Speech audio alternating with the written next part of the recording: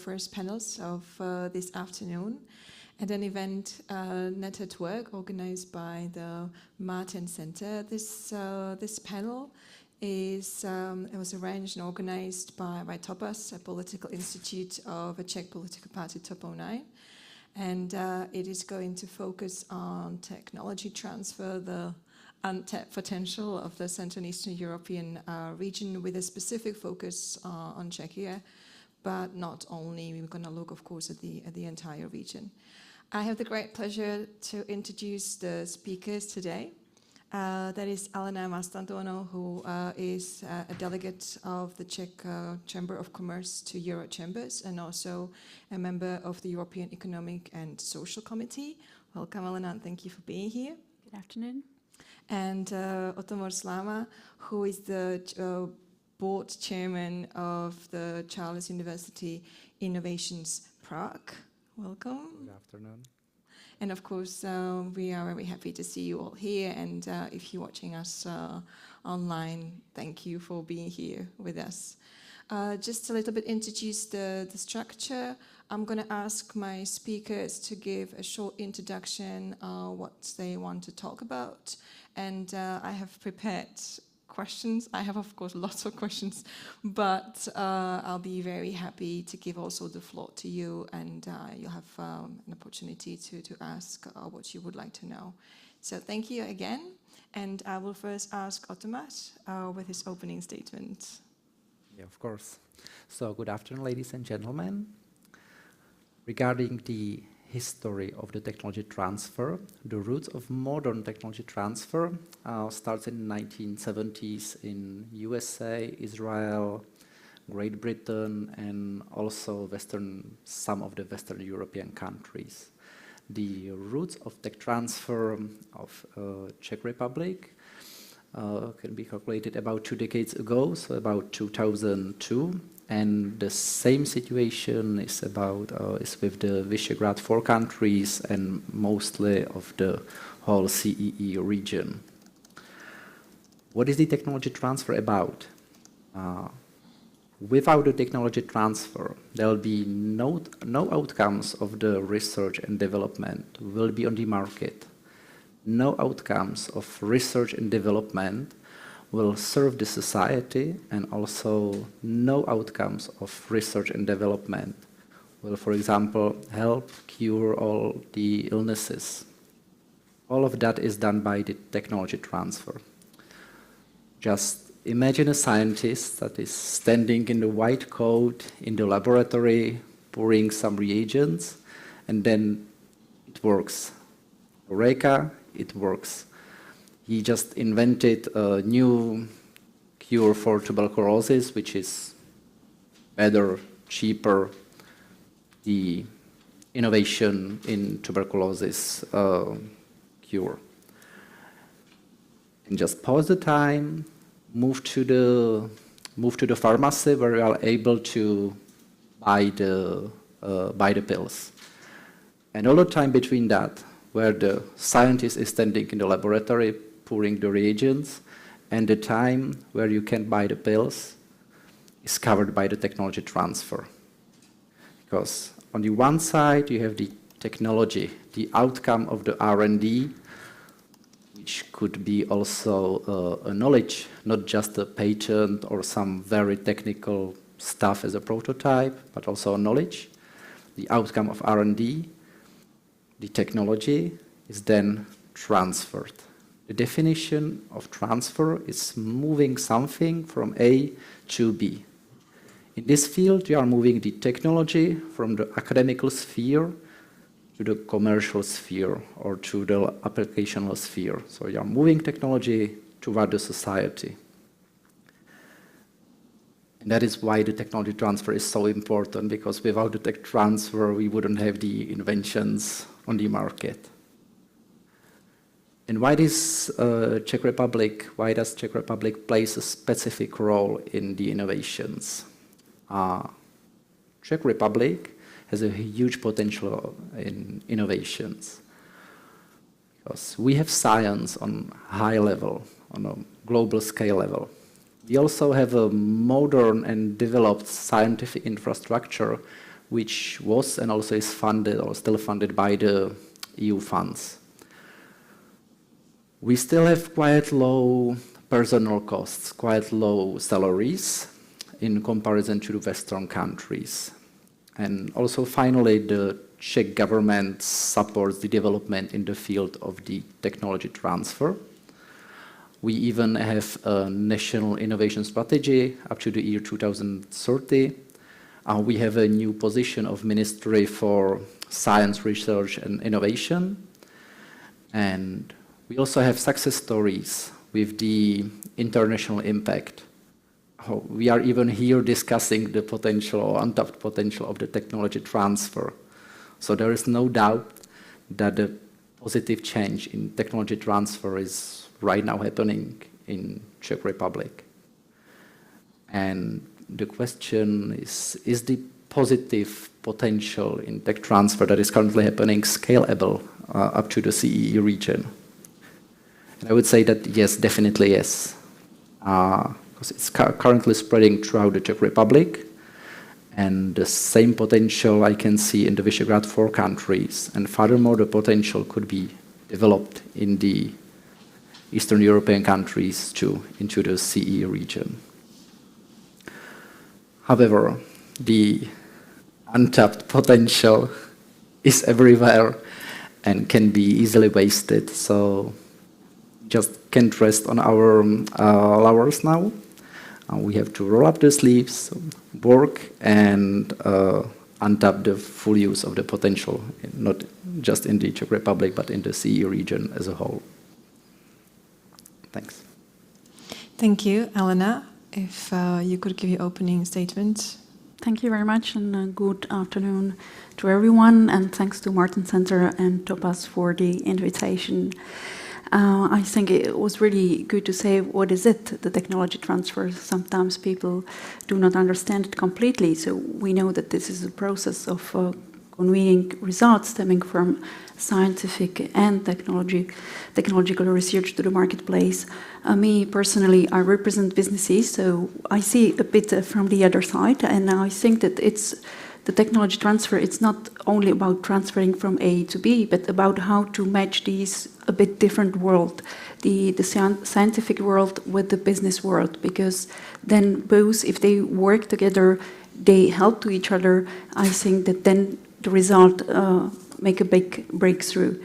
But going a bit to the European level, the innovation policy, it's a national competence, and a lot have to happen at the ground in the member states, not only at national level, but mainly at the regional level, because it's about to creating ecosystems, and especially how actually to match these different worlds, academia, researchers, and businesses. But at the same time, it doesn't mean that nothing happens at the EU level. There is a lot of happening, and how the EU understands this innovation policy is also about matching the industry without the innovation agenda. Now we have a new innovation agenda from this year at the EU level, and we also updated the industrial policy from the last year. And I think it's very important to do this match, because now we are on the way how to reach a carbon neutrality by 2050, which means that in an immediate term, we have to undergo double transition, and definitely the transition cannot happen without innovation. Innovation, I think it's also about the people, how people understand it. It's about the mindset, how the academia understands that this must happen. As I said, I'm representing businesses, and we a bit see it differently. For scientists, the result is, the result of the research. But for businesses, if I put money and if I have people who work on a project, I need some concrete results that I can put on the market, which is a bit different understanding from the research. But that's why I said we have to put them together. They have to work together in order to put the results of the research on the market. But then also at the EU level, there are a lot of instruments that are helping the member states to connect to each other to allow the technology transfer. We also have GERC, which created competence center on technology transfer, which helps with proof of concepts, grants and grants the innovation voucher schemes, or helps with equity at debt instruments or IP exchanges.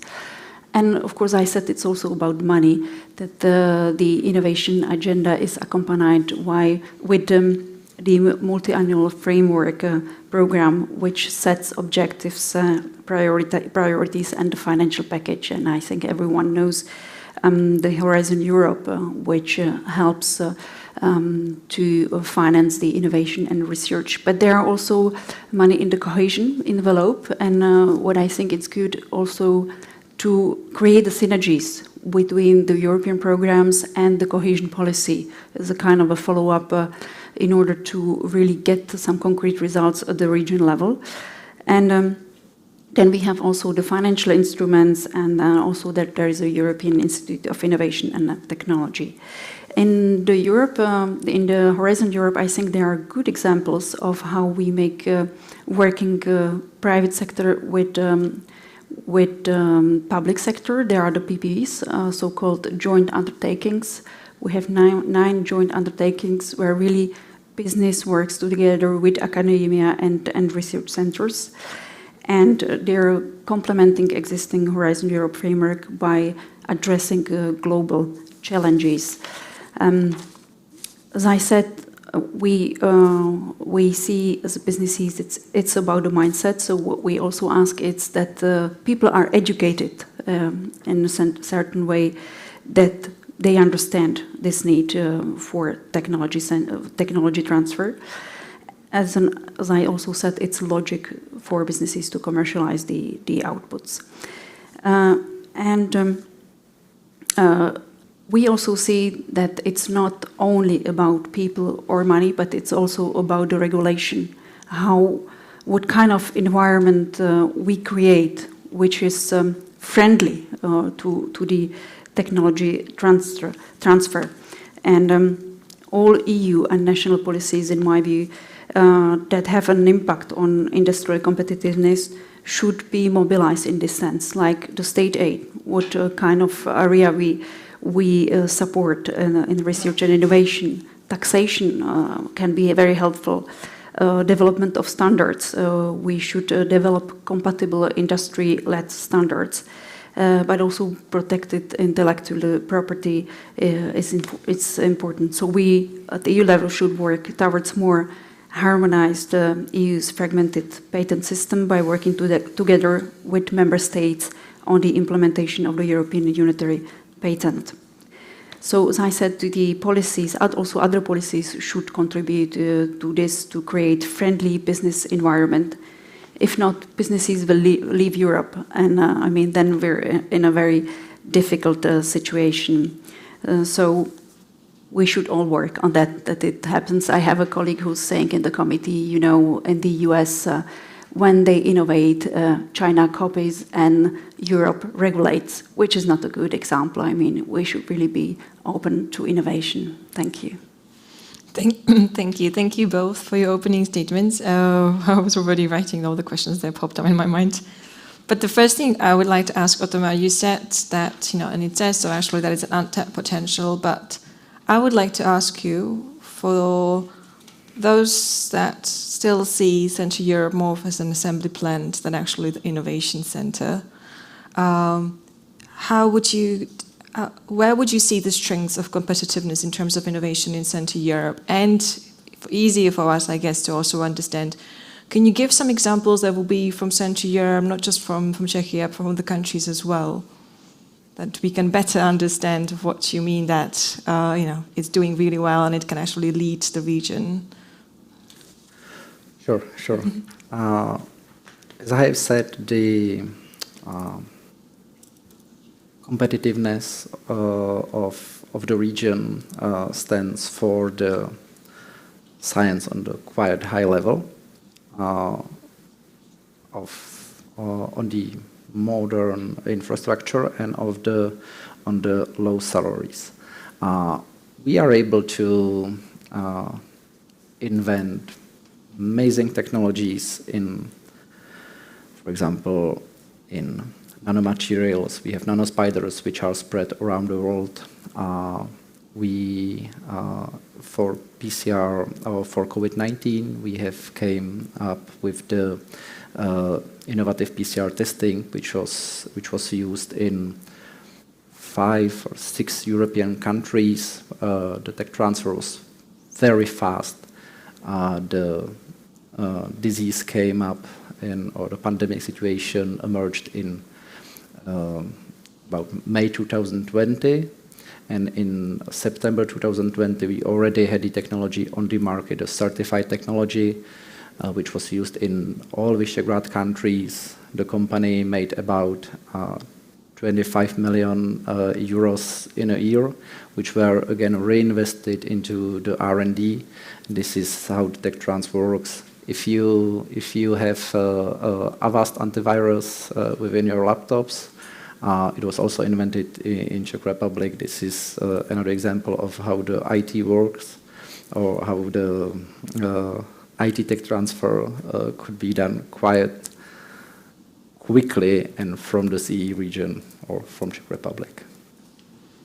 Thank you. I guess I have a question for both of you. Is there a problem, and if so, how would you address, especially then I guess that's for you, with finding partners outside of the region, so that if you are looking for the technology transfer, that would be supported by companies that are not already present strongly on the Central European market? And then if there is a problem, I can see you nodding, so I guess there is a problem. Alena, do you see that something on the European level that could actually help this, and not just for Central Europe, but for Europe as such?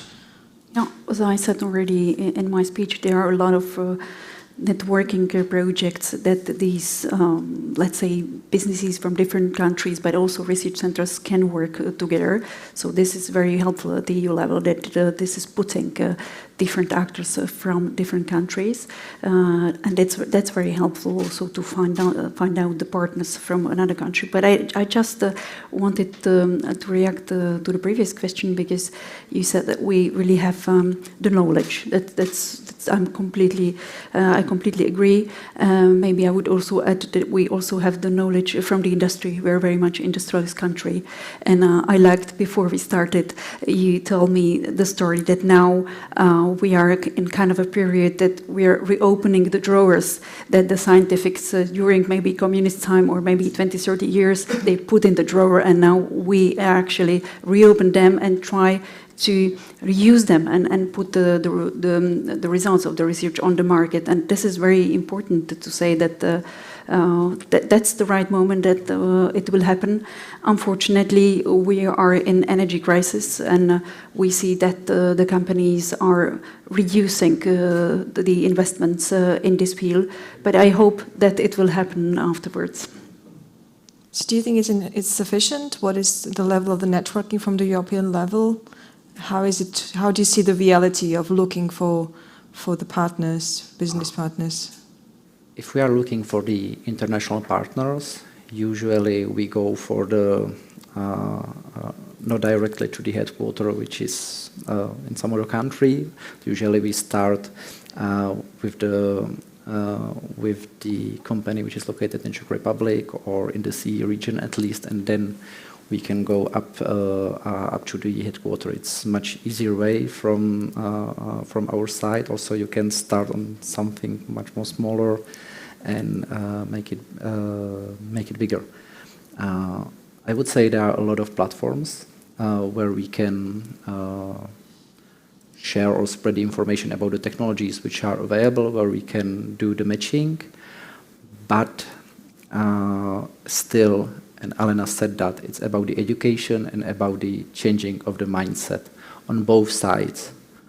From the side of the researchers, which are still, primary research, it's about the academia, it's about the education, it's about getting the new knowledge, and the commercialization procedure and putting it on the market. It's something above that, so we have to educate, or we are educating that, or them. And the same situation is with the industry, with the business. The academical sphere is complicated, slow for them, and that's why the technology transfer offices are over here to connect both spheres, both worlds, as you said, the academical one and the commercial one. There is, of course, something I have to ask, because that's asked in every panel on every topic. How are the current crises affecting, first of all, the innovation, the competitiveness, the cooperation, and their position? Is there any effect? You mentioned the positive one, that there has been actually innovation, but are there also some negative effects that we can see and that you would like to share? Will you start? Or? Yes, I've already mentioned that of course, this is the area which unfortunately is under financial reduction in the companies now, because they, of course, have to shift the money to other topics, mainly to the energy invoices, which really are increasing. And we see that we're just undergoing a survey in Eurochambers, an economic one, asking the companies what's their forecast for the next year, and we already see that, of course, the investments will suffer. And I think that that's what impact, of course, the innovation, research, and technology transfer. Mm-hmm. I would say there is both impacts, negative and positive.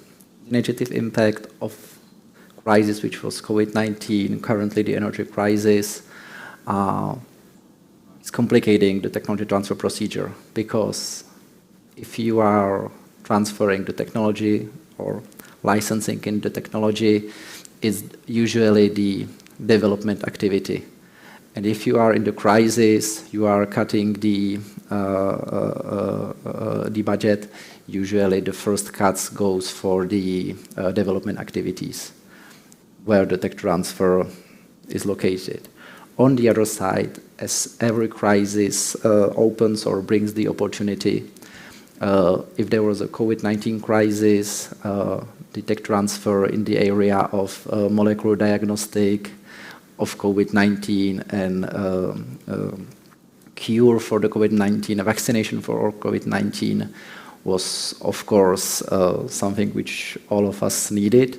And now is the same situation with the energy. There is lack of innovations in which could solve the energy crisis or help solving the energy crisis. So currently, the industry is asking, of course, for this kind of solutions. So if you say just we have something that could help, all the doors are opened. Mm-hmm. Thank you. Anyone? Yes. I don't know if we have okay, great. The microphone's coming. Thank you, Jarosław Pietas. I'm visiting scholar at Martin Center. I have a question which relates to the title of this, because it says about untapped potential. And my question really is, why it is untapped, and what can be done in order to have it much more developed? But the reason I am asking this is that when I look at the technological development, I would say we are facing kind of a heliocentric system. It means there are some big centers of the technology development, and countries like Poland that I come from, or Czech Republic, they do orientate development toward these bigger places. Because it relates to also not only to technology transfer, but also trade and so on. For example, how much of technological, how much of use of patents from the Poland is done in Czech Republic, or from Czech Republic patents that are developed, how they are used in Poland. Very often you've got something which is that these companies or these research centers, they do not look at the neighboring countries, but they look into a much more powerful center. And the second question relates to more to business, is a question how to make sure that technology development is being put into the practice. I have seen a number of examples of very good technological inventions, which have not been really reaching the level of business maturity. I mean, for example, graphene in Poland was, there was a development of how to produce graphene, and the state has even helped, but maybe because state was helping, the whole project was not business, it was not worth for business, and was not really able to be verified by the. If you look at the BioNTech and the vaccine, you would see that they needed to use a huge company to make this development of the vaccine a reality for a business. When I was talking to a number of small, internet companies, they are doing some, they very often try to develop to gain value, and they would love to be being bought by Amazon, Google, or some others. So the question is also, again, how to make sure that business, in a business sense, it becomes a business reality. I mean, how, especially in the CEE region. Thank you for the. No, I think they were excellent points. Which one of you would like to respond first? Maybe if I may, I think we're still missing. If I look, for instance, at Belgium, here, which is a great innovator in terms of European Innovation Scoreboard, Czech Republic is still moderate innovator. But if I look, for instance, here at Belgium, you can see that there is a tradition of universities working very closely with businesses. They have their spin-offs. They really work together, and for them, it's normal. That's what I said. We just a bit need to change the mindset. Of course, we used to be a communist country. We're still developing in this sense. And you can't change people's mindset from one day to another. But the fact that you create this bridge and the spin-offs next to the universities, you allow this happen. For instance, here, when people are doing their master, half is in businesses and half is the university. And it's really bridging these two different worlds, as I said. So maybe that's what we need a bit to create this kind of infrastructure in the Czech Republic. Yeah. Maybe you see differently. Definitely. Same. It's firstly, why is the potential untapped? It's definitely part of that is the mindset. At least in Czech Republic, the cooperation between academia and businesses is still somehow demonized, like it's some shady area. Maybe it's something from the 90s after the Velvet Revolution, where it was, some shady area, but not anymore. Also, I would say, at least in Czech Republic, but I would say it could be case of the whole CEE region, we, as the scientists, as a TTO representatives, we can imagine a big impact, like we will do something really huge. So we are still keen on the bigger names in the Western Europe, in USA. And that's also because they are 30 years ahead. They started in the 1970s with the tech transfer. We started in the 2000, 2002, 2005. We have the place to gather the experiences, but still we are lacking the experiences, lacking the 30 years. And how to make sure that the inventions will be put on the market with some impact. I don't think it's about the patents or number of patents. I would say it's about the impact on the income from the patents on the one side, and also about measuring the social impact of the patents. It's not about how many patents you put into place, but it's about what the invention, what the patent stands for, and what it brings. So not just counting the patents or innovations, but their impact, which could be measured from 2 points of views. One is the financial impact, definitely, that's quite easy to measure, and then the social impact, which is a bit more complicated discipline. Maybe if you put them together, then we are sure that the technologies are working on the market. Maybe one word, because we mentioned the IT sector. I think the IT and the creative industries, they're doing pretty well in the Czech Republic. And here I can mention the gaming industry. So these are the startups that they're really growing so quickly, and they're global. They're going global. They're just not remaining local. But you mentioned VVG or Avast and the others, but also gaming industry. That's something that they're just having this big leap and going to the whole world. Yeah, Dimitar, if we can get the microphone. Hi, my name is Dimitar. I'm a research officer at the Martin Center. Thanks for the panel. It's very nice that you're focusing on the positive aspects of the topic. I just want to maybe pick your brains on the more negative implications. When you show this title to an American speaker, the first thing that would come to his or her mind is actually something a bit more negative, because there's been lots of talk about the unlawful technology transfers between especially third countries, especially the things we've seen in the last couple of decades when it comes to the People's Republic of China, one of the biggest wealth transfers in history, if I may quote one of the CAA directors. So how and what is the best avenues to protect your intellectual property and to make sure that these are legal technology transfers, let's say your intellectual product or a business product? How can we make sure that European companies, European patents, achievements are used lawfully and lucratively for their creators and are not being exploited by even foreign adversaries? Thank you. Well, in Czech Republic, all of the universities and research organizations have their own technology transfer offices. In each technology transfer office, they're at least supposed to be an expert on intellectual property rights.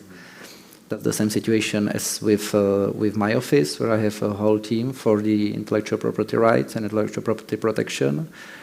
That's I would say, the only product which, if somebody asks me who don't know or doesn't know anything about what I'm doing, I'm just telling, I'm selling the patents. That's the easiest way.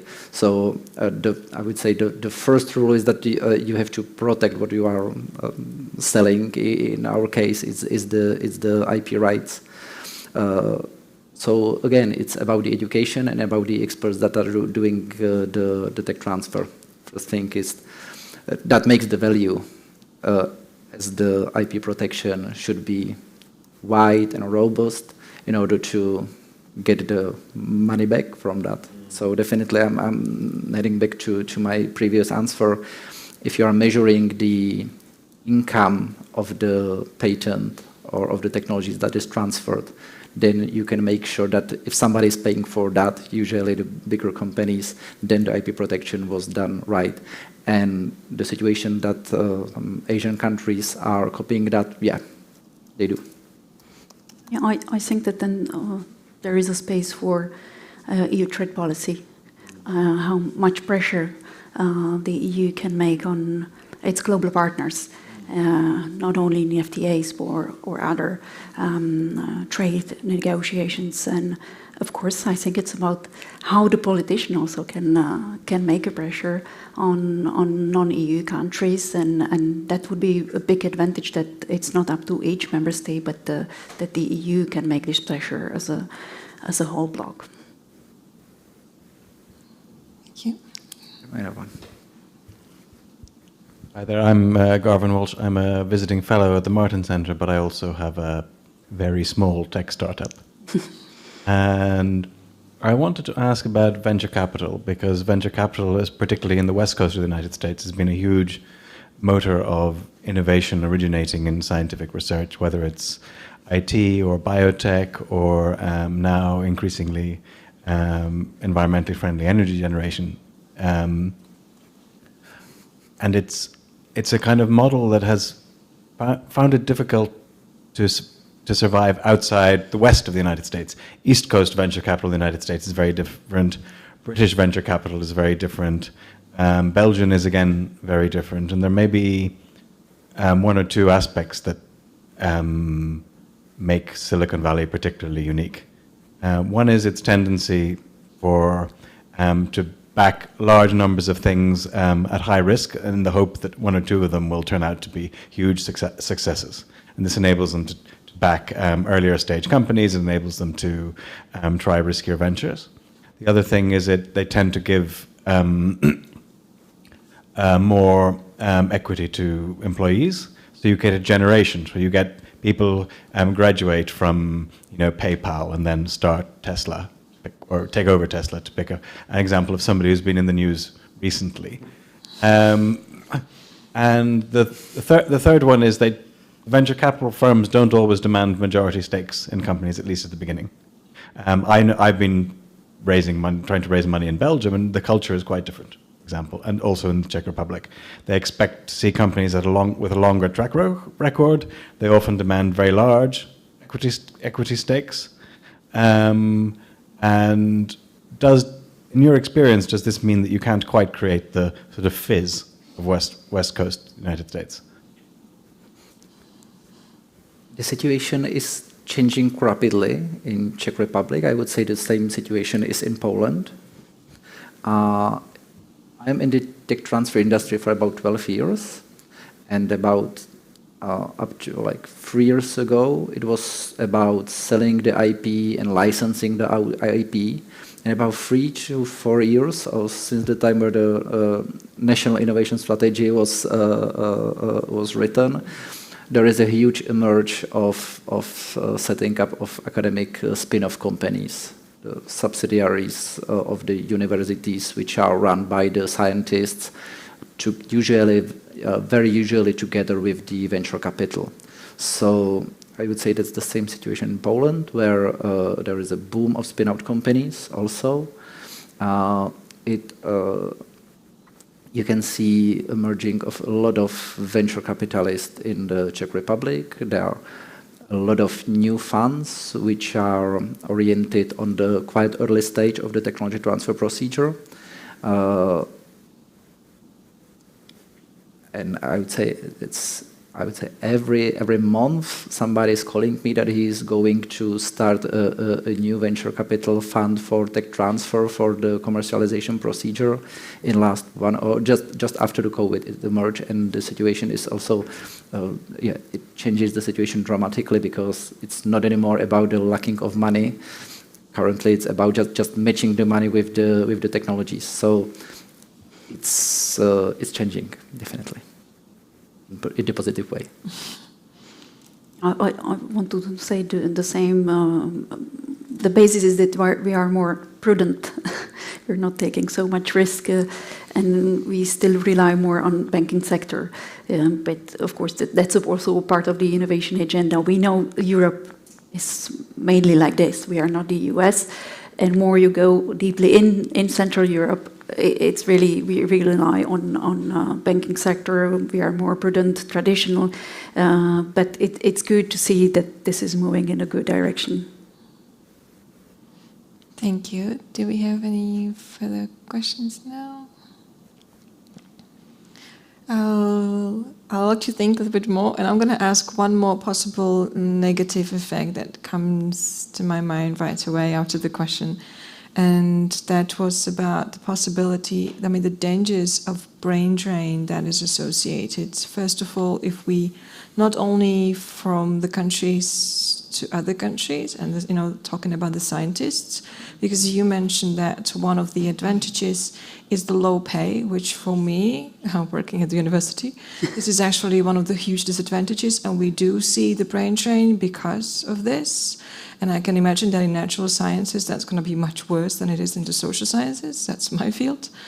And but also between the academia and the companies, that if the companies have their own R&D, and I don't know to what extent this would be the case, that your experience is, that the companies would actually establish their own research and development departments and take the most potent scientists with them, and then leaving the universities for this. Do you see this as a possible danger, or is it actually happening there? I don't really think so. From my personal experience, I've got about 150 innovations on the market.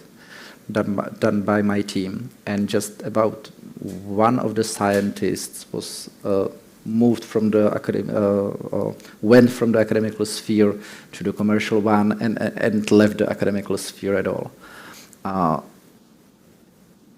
And I think that's because if the scientists want to work in the commercial sphere, they already do. They already left for, they don't work anymore in the academical sphere. And if the scientist wants to work for the academical sphere, he will never do the tech transfer because it's too business for him. And those academics who are willing or who are staying in the academical sphere and willing to do the tech transfer, they want to stay in that field. It's fine for them that we help them as the technology transfer office, but I can see any brain drainage that they are leaving. Usually they just want the post of the scientific officer or scientific leader of the startup of the technology. They want to help the technology to be put smoothly on the market, but they are not leaving the academia. And are they leaving for other countries that might offer easier opportunities for technology transfer, even go into the US? Oh, yes, but it's not usually straightly connected to the tech transfer. It's about getting the experiences somewhere else, and usually they are coming back later on and bringing the experiences. So maybe in the short term it looks doesn't look really good, but in the medium term or the long term it's perfect because they are coming with the new experiences, new approaches, and I would appreciate if it will happen a bit more. I guess we all will, and Central Europe will be glad. I was going to take you a little bit back, a little bit to the little bit more general question. We talk about innovation, we talk about technology transfer. Our original starting point is that it is actually something we all want, and that is a good thing. But when we are looking at the business environment today, it's how incredibly complex it has become. Is innovation really a way how Central Europe or European Union can gain competitive advantage on the global level? Are we heading the right way? Or are we thinking in the older terms of what drives competitive advantage?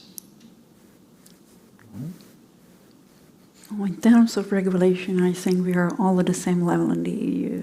Of course, maybe some administrative burden can be harder at national level, but I would rather speak about the EU, how it is competitive. And I see that we are a bit struggling now with our competitiveness compared to non-EU countries with a lot of regulatory rules that we have and with a lot of administrative burden. So I think we have to be very careful these days, and that's why I mentioned the regulation. There must be a consistency of the EU goals if we want to reach neutral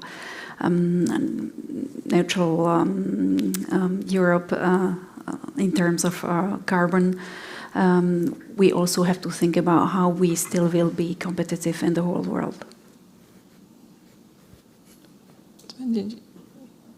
I would just follow up on that a little bit, because when we met first time, one of the first events in Net at Work, we actually had a panel on bureaucracy and red tape and regulation. I remember it really well. And we were just in opposite positions. I was the speaker and you were the moderator. And we talked about the really huge bureaucratic burden that existed in Czechia and also in Central Europe. Has it actually changed? Because how many, I don't know, 5 or 6 years passed. Is it better? It's definitely worse. You think? Yes, I think so. I see at least the flow of EU legislation which is coming, and for the businesses, I'm not speaking for academia, the fact that the legislation is changing so regularly, it's already burdensome because you have to adapt to the changes.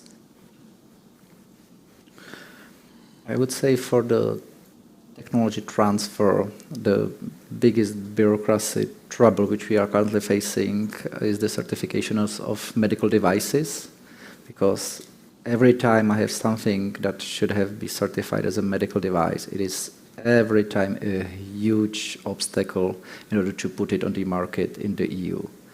In that terms, we have two ways, or two possible ways. First one is to gather or find more money in order to put it through the system, through the procedure, which is about 10 times more costly than about 5 years ago, or go through the FDA certification in the US, which is much more cheaper, and it's easier for us from Czech Republic to get the certification in the USA than in the EU.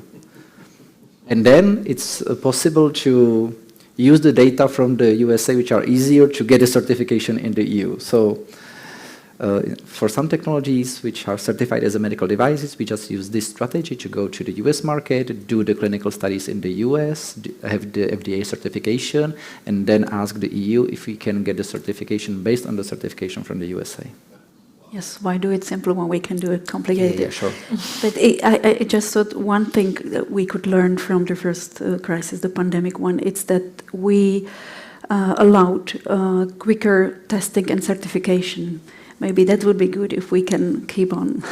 Yeah, that was amazing time because we didn't need those certification, or the procedure was super fast, super easy, and finally the products are matching the necessary quality control procedures in order to be put it on the market. So I don't know about just very few technologies that didn't match the necessary standards after the certification was put back after the COVID-19 situation. So yeah, definitely there is space for lowering the bureaucracy. Yeah, there's one more question. Yes, thank you very much. My name is Mate Vince. There's one thing that bugs me, that we are talking about, of course, barriers to technology transfer, which are not unique to CE region. You have the same in the broader European scene, maybe at different levels. But we hear the same thing. I mean, 10 years ago was the same. 20 years ago, if there was a panel, would have listed the same barriers. And now I wonder, where is the fear that Europe will totally, well, lag behind every other world region? Where does the change come from? Where does the pressure come from that this all should be improved? You mean where is the change towards the innovations? The change that is needed in academia as well, but in regulation, in red tape, well, reducing it where it is possible and useful. Politics, in venture capitals, in of course, in the mentality of the spin-off startups who do not want to engage with the venture capital, with the shortening of the commercialization cycle, the whole package, because we will be left behind.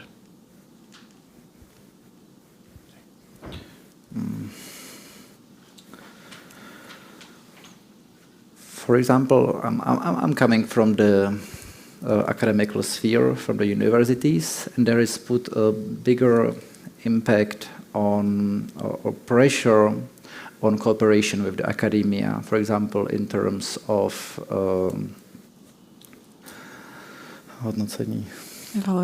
evaluation of the universities. It's not just about the number of academical articles, about the number of students, or about their grades, but also about how many patents were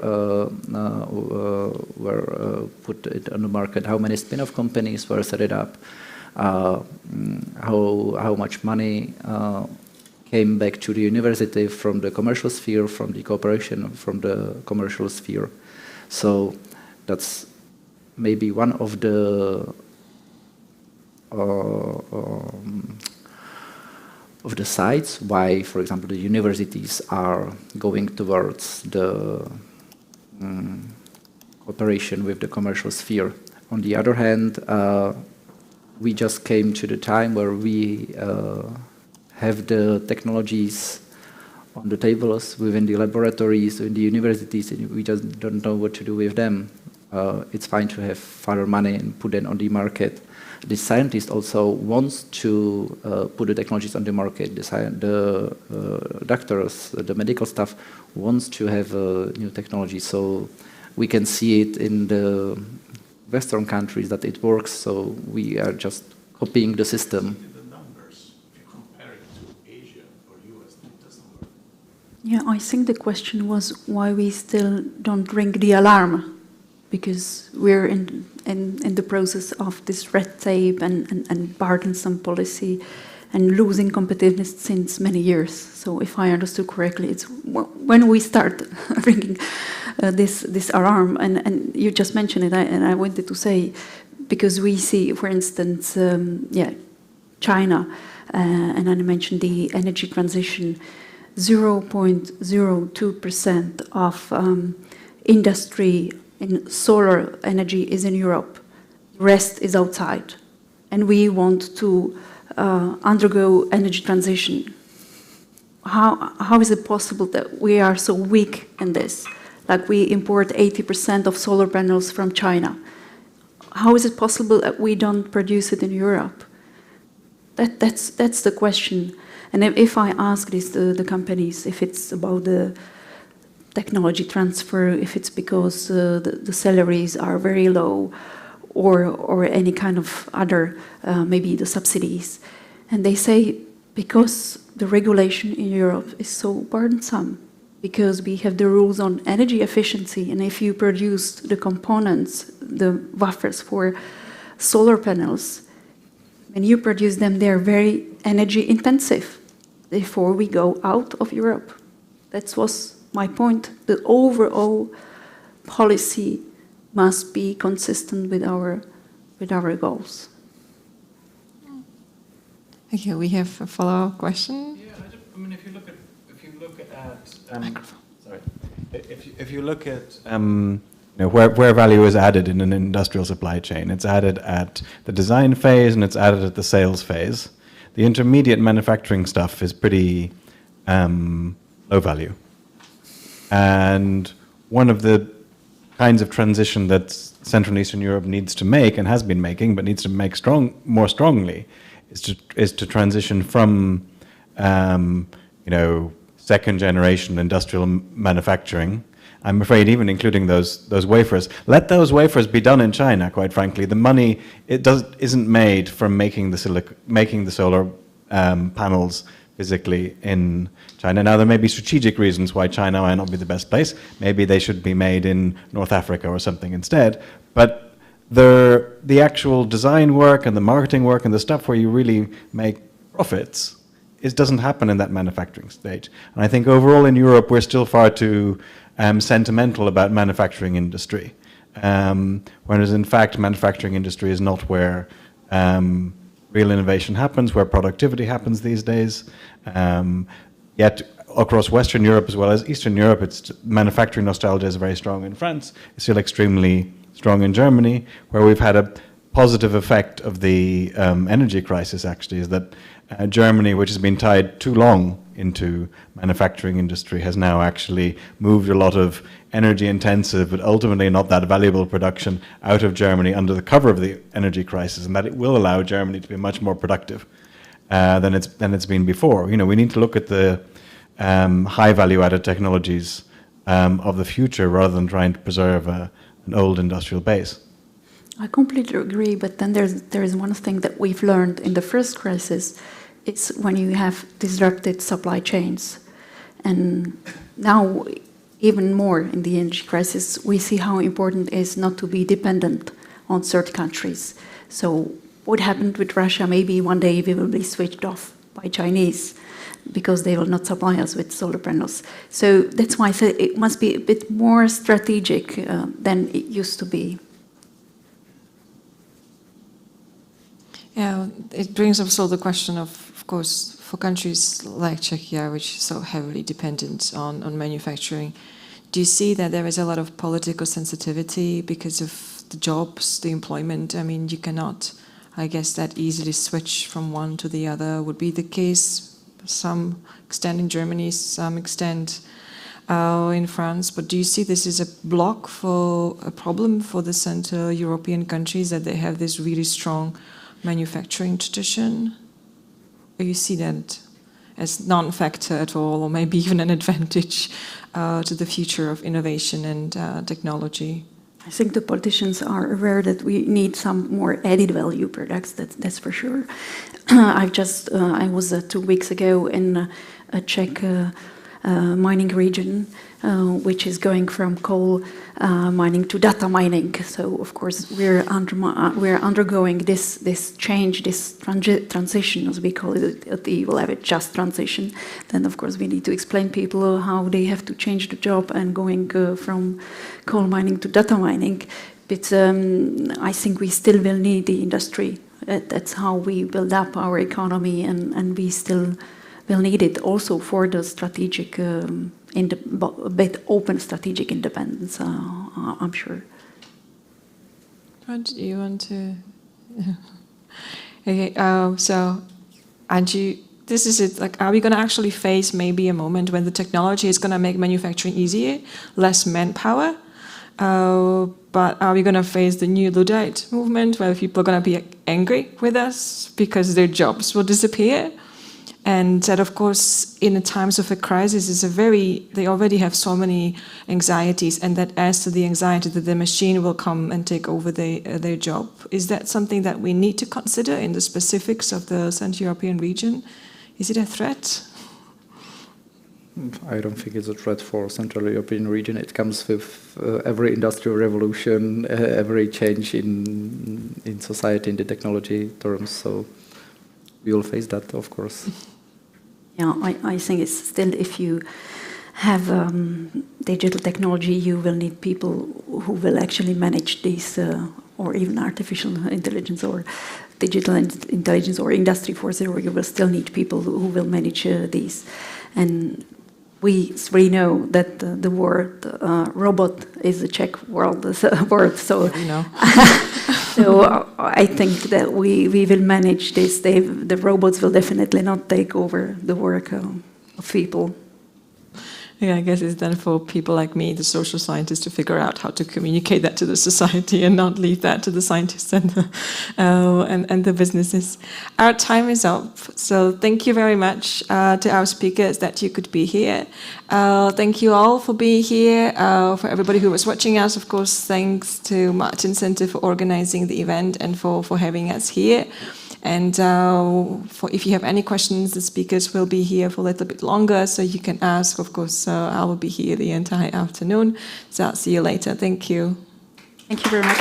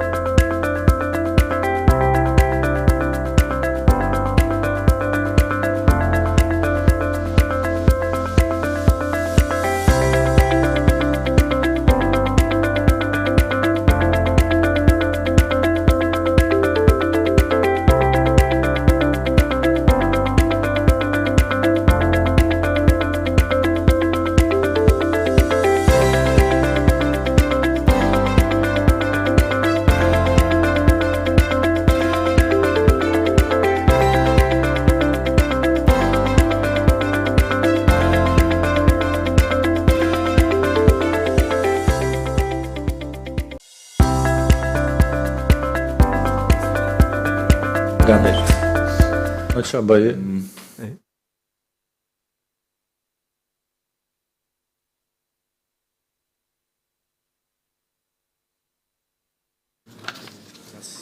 energetika, myslíš?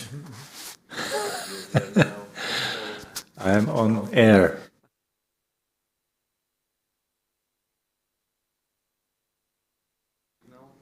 Start. Okay, so dear colleagues, dear guests, maybe I have a European Parliament badge on myself, so you see that I'm always in work, even when I moderate, but I'm very happy that I should be here together with you. Today we will talk about one of the most important topics which is discussed in the European Union, and it's connected to every citizen because they can feel it not only in their wallets, that maybe things will be more expensive, but as well they can feel it that maybe in some households or maybe in some offices might be even colder. And it's the issue of the energy crisis, the solutions which we can offer through the European instruments, national instruments, and how can we be inspired by the stakeholders which offer maybe some effective, sustainable solutions to that. So today it's my pleasure to invite three distinguished speakers which will present their different perspectives on the current topic of the energy crisis. The very first one is Lady Pauline Lucas, which is the policy director from Euroheat and Power. Please welcome to our board. Or maybe if you would like to not stay as the last on the corner. The second speaker is Mr. Ivan Štefanec, member of the European Parliament. Welcome. And the third, last but not least, Mr. Jan Figel, president of the board of the Anton Tunega Foundation. Welcome. Thank you.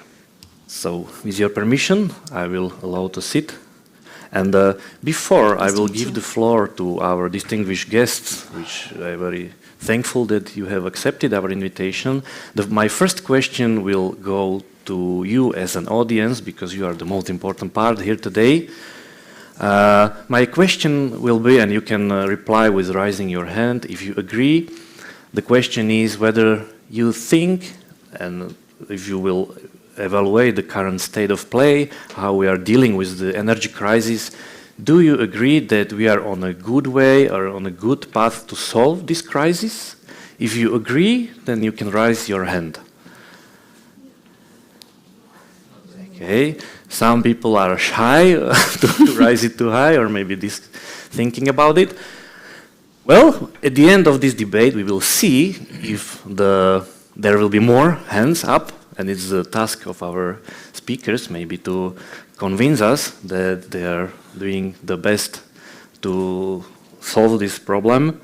To talk maybe something more about our speakers, to introduce them, Pauline Lucas is the policy director of Euroheat and Power, which is a non-profit organization covering over 30 countries, where the stakeholders focusing on the cooling and heating systems are represented. She will tell us more maybe about this practical perspective. What can be Europe inspired by when we want to still keep sustainable, but on the other hand, not very expensive maybe for SMEs, companies, but as well citizens themselves. Mr. Ivan Štefanec is a member of the European Parliament in the committees of IMCO and ITRE, where he's dealing on daily basis with files connected to the energy security and energy management. As well, he is the president of SME Europe, so he has a direct experience with how the SMEs are struggling with this increase of prices of energies. And as well, he is member of board of the Anton Tunega Foundation, which is organizing or co-organizing this event together with the Martin Center. And maybe someone of you knows, he is as well president of a beer club, which is not directly connected with the energy, but it's kind of energy for people when they want to network. And many ideas was born with a beer together. I think. And Mr. Jan Figel is president of the Anton Tunega Foundation, or the Foundation of Tunega, Pučik and Tesar. And in the past, he was the Commissioner for Education and Sports and founding father of European Innovation Center, about which we will talk as well. So now he is member of board of this institute. So first of all, let me put the very same question, but you can as well describe a little bit more than by raising your hand to say, how do you evaluate current position of the development, how the Europe is dealing with the European energy crisis, and how would you define the current state of play? Mr. Stefanis, you can begin. Thank you, and thank you very much for invitation for this very important panel, a very important topic, because energy it is the priority number one also in the European Parliament, not only at our ITRE committee, which is professionally dedicated to energy topics, but also in the plenary. And as we know, energy is driving also inflation now, which is on the record numbers in the last 20 years. So everything shows that we have to focus on the energy market. Let me remind us also that it was caused primarily by criminal Russian invasion to Ukraine and by using Russian energy as the political tools, by speculation. So energy prices rose up roughly 1 year ago, and this year they recorded high numbers also in summer. After many steps which were taken, in particular on European level, now it looks like the market stabilizes, but we have to understand that energy market is the market, so there is supply and demand. So in order to help prices, we have to support production, we have to support supply, so it means to allow free hands, not only to producers, but particularly to SMEs, but also to households. And on the other hand, we have to reduce demand. So it means to application of many energy efficiency programs, energy savings programs. So that's the focus what we are now working on, what we are dealing with in the European Parliament. But just a short summary, if I can have a look, 10 years ago, we were in financial crisis, then in migration crisis, health crisis because of pandemic, and from all the crises we came stronger. So based on this knowledge, I'm very positive that even under current circumstances, which is not easy at all, and there is definitely new challenge to cooperate much more in Europe. So I do hope that we will come stronger out of this energy crisis as well. But only solution how we can be stronger is to cooperate closer in Europe, because no one country can deal with this challenge itself. Only solution I can see is in creation of real energy union in the European Union. Thank you very much. It should be as well the concluding remark, because you were very positive at the very end. Madam Lucas, what is your point of view? Thank you, Marek. Very happy to be in this event for the first time, actually. So maybe just we are on the same page. How many of you know what district heating and cooling is? Just raise your hand. Okay, at least one person, 2 people in the room, okay. So maybe I define it for you. So we are centrally producing heat, and we're delivering this heat through the means of hot water to buildings, so households, buildings can be also commercial buildings, through a network of insulated pipes. So very simply put, we are a challenger that's just representing in average in Europe 13% of the heat market, and we have the potential to grow, according to certain studies, up to 50% of the market in 2050. We are serving 60 million citizens, and the main advantage of our solution is that we can be more efficient through the use of combined heat and power, and also integrate renewables. We're still mostly based on fossil fuels, but already 1/3 of our energy is renewable or recovered, for instance, wasted, that we can recover from industry or tertiary activities. So yeah, our technology is really addressing the current crisis, but generally speaking also the transition, and namely the heat transition. So we're part of this existing solution that are already available and that we can deploy to address the current crisis. So that makes us optimistic. But maybe where we are less optimistic is about the consideration of heating and cooling generally in the EU framework.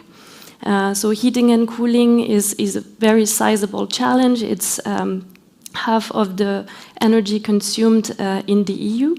And most of this thermal energy is actually used in households. And we know that we have a problem to refurbish, to modernize and decarbonize the households and buildings. And they're mostly based on fossil fuels and mainly on natural gas, which is one of our biggest issues at the moment. And only 23% is actually renewable. So this is giving you a little bit of a flavor of what's in front of us. So why am I saying, well, we need a little bit more of a consistent and a coherent framework to deal with heating and cooling, because we're talking about energy crisis, but one of the main challenge for the people, for all of us this winter, is going to be whether we can keep the heat on and are we going to be able to afford this heat. So that's what we're trying to tackle. Obviously, with policymakers in the room, there are also very good things that are being done in the Fit for 55 package. So we see very good points. For instance, greater recognition of the role of waste heat, new targets for decarbonization of heating and cooling, a gradual approach also for us as district heating and cooling to decarbonization, etc., etc. We can develop maybe during the debate here, but that's the main message. So I don't like to say that the crisis is an opportunity, because it's very tragic what is happening, but I would say it's a wake-up call for us to deal more in depth with this issue of heating and cooling. Sure, that's really true. So next, after the panel, you can exchange as well a lot of information about how you see the thing, and we can share your experience directly from the market. Mr. Figel, you as an experienced European, I would say, which were in the position since 2004. What's your perspective from your long-term serving here in Europe? Yeah, I feel a bit more senior now, so I have a big window to look back, but I still look much more ahead, because this is our invitation. It's like in the car, you have a small but important back mirror, but a very important large front screen, front glaze or window, which is important message for our discussion. To remember, to learn from the past. Historia magistra vitae est. So my point, my answer to the question on whether Europe can emerge stronger or not is yes, if. Mr. Stefan has already mentioned a bit some of the points in the past. I would go deeper.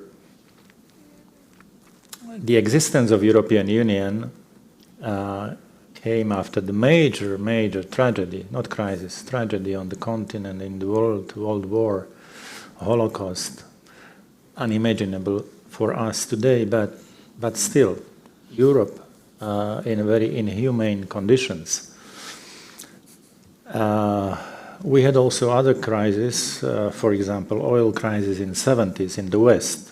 We had communism. Everything was different, but rather bloody. But from oil crisis, European community then got out through single act. Single market emerged in 80s, after 70s. When I was commissioner already, first with Romano Prodi and then José Manuel Barroso, we had major earthquake with 2 negative referenda in the founding countries, Netherlands and France, on the new constitutional treaty. And it looked like end of European Union when founding countries say no. But we moved again, and we have Lisbon Treaty and even enlarged family. There was, yes, financial crisis. Our government, I was Deputy Prime Minister in Slovakia, collapsed for the firewall, European monetary system established as a response to 2008, 2009, 10 deep crisis, especially in Greece, Italy, Spain, and some other countries, peaks countries. And euro is since then more stable, stronger, and even comprising more countries. And it looked like end of Eurozone. So why I mentioned it? Because these are very practical, real, tangible experience, rather fresh than very old. And it's important to be aware that crisis can be and should be the opportunity, the crossroad. We don't, call for it. We got into for many reasons, including subjective mistakes and, failures. But we should get up, not more down, but up. If we get inspiration from the past, from the situation, from the world, from the others, learning by doing. Second, if we get real, smart, wise, better to say, leadership, and then we do something better, differently, I would say, innovation. Because European Union is an innovation par excellence. It was never before. It was unprecedented, but it works. For 70 years, it works, it's there. And it can be, of course, better or worse. But we can learn and we should. So my point is, if we innovate with good leadership, with good inspiration, we can get out of this crisis really stronger. Because this is deep crisis. It's not only gas, electricity, or energy. It's also medical crisis. It's economic and financial crisis. We are not at the end. And most, it's war on the continent, again. And it's not small war. It's very brutal. And I think that it's a challenge or invitation to think about the big picture, the whole continent. I don't want to mix everything now with energy, but we didn't complete our mission before. Europe whole and free was not mission accomplished, was not.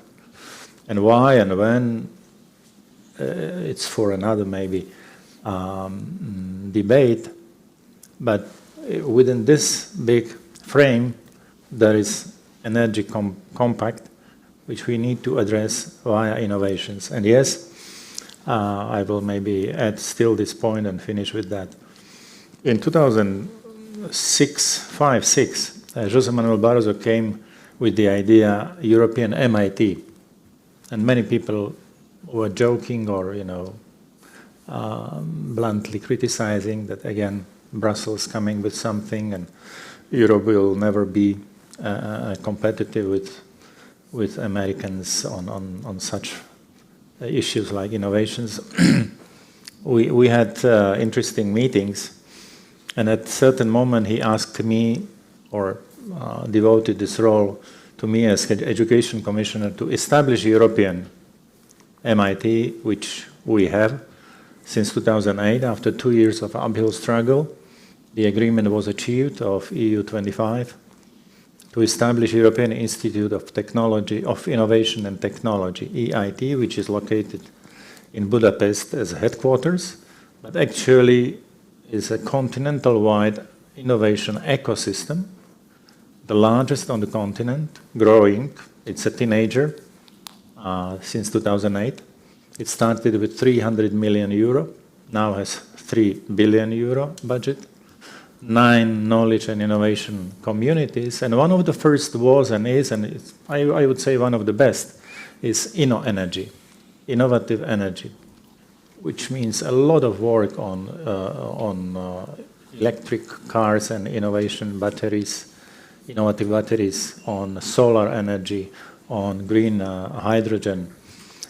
So we need to put together resources, knowledge, networks in order to do something for all, for common good, for efficiency, for win-win policy. And that's a good example, because when I recall back how many criticism, doubts, opposition to anything new was then, that are never extra fresh, ready-made money, but now it pays back. It's really interesting. Silicon Valley is involved. Israel is involved in the EIT. So we moved to the Premier League in innovations. And I think this is kind of more general but still very practical answer to the energy crisis and stronger Europe if we may achieve. Thank you for offering a little bit broader picture, but the main message is that innovations might be the outcome from the crisis and the solution. For Mr. Stefanic, maybe now the question that if you want to say about the innovations, about growth, we know that now the Parliament started to discuss the old Energy Charter Treaty, which was established in '94, and offer some basic rules for trade and transit of energy products. Then we had this agency ACER, which should monitor the energy market. Isn't it true that European institutions somehow underestimate the security aspect of energy market, that now that we can see that the aggression was mentioned, we were maybe too dependent on one source, and now we have to find a solution on expensive base, or how can we think about that past? Yes, I think it's definitely at least partly true that this area, energy area, was underestimated. And as we know, as Jan Figel gave us a very good broader picture, also let me remind us that also the basis of European integration was based on energy, on nuclear energy and coal and nuclear energy. So it was the core of European integration. And then, as you mentioned, Charter Treaty in '94, which is now a little bit ancient and is necessary to be updated. So there is a talk not only in the Parliament but in Commission to update this treaty and to react. And also it is partly true, the answer to your question is yes, partly because in last decade, particularly in last decade, our dependence on the Russian fossil fuels increased, unfortunately. So there was a lot of discussion, a lot of strategies how we shall cooperate together, but in reality was different. In reality, our dependence increased. So it was underestimated, unfortunately. Why it was? Because there was not enough cooperation and not enough political will from the member states. We are the union of member states. If we are not able to agree, there will be no result. So therefore, the learning from financial migration, health crisis was still the same. We have to cooperate stronger together, and it's the same learning for energy. So, but what is the situation now? So in the last 10 years, we increased our dependence on Russian fossil fuels. We came to the situation that at the beginning of this year, 40% of gas consumption in Europe was coming from Russia.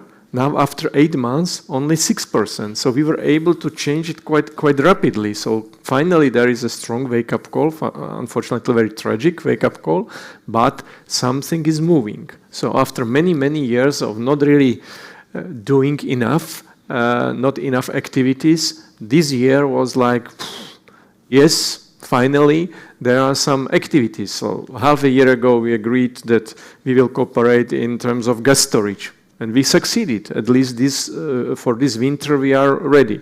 There was legislation in the European Parliament half a year ago approved that at least gas storage must be fulfilled on 80% by member states. Now we are on 96% level.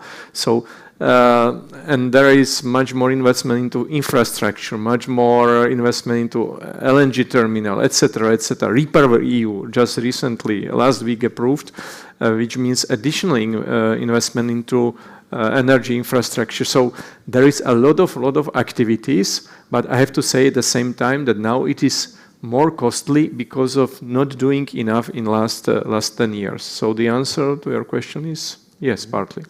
And how is perceived by the business this transition, which is maybe from one hand a little bit faster because we have to look on other resources, but on the other hand, as also yesterday, there were by ITRE committee voted actualization of Renewable Energy Directive and Energy Efficiency Directive, and as well Performance in Buildings Directive. There is one voice that says we have to keep these Green Deal goals and sustainability goals, but on the other hand, we should not become very expensive for people and for companies.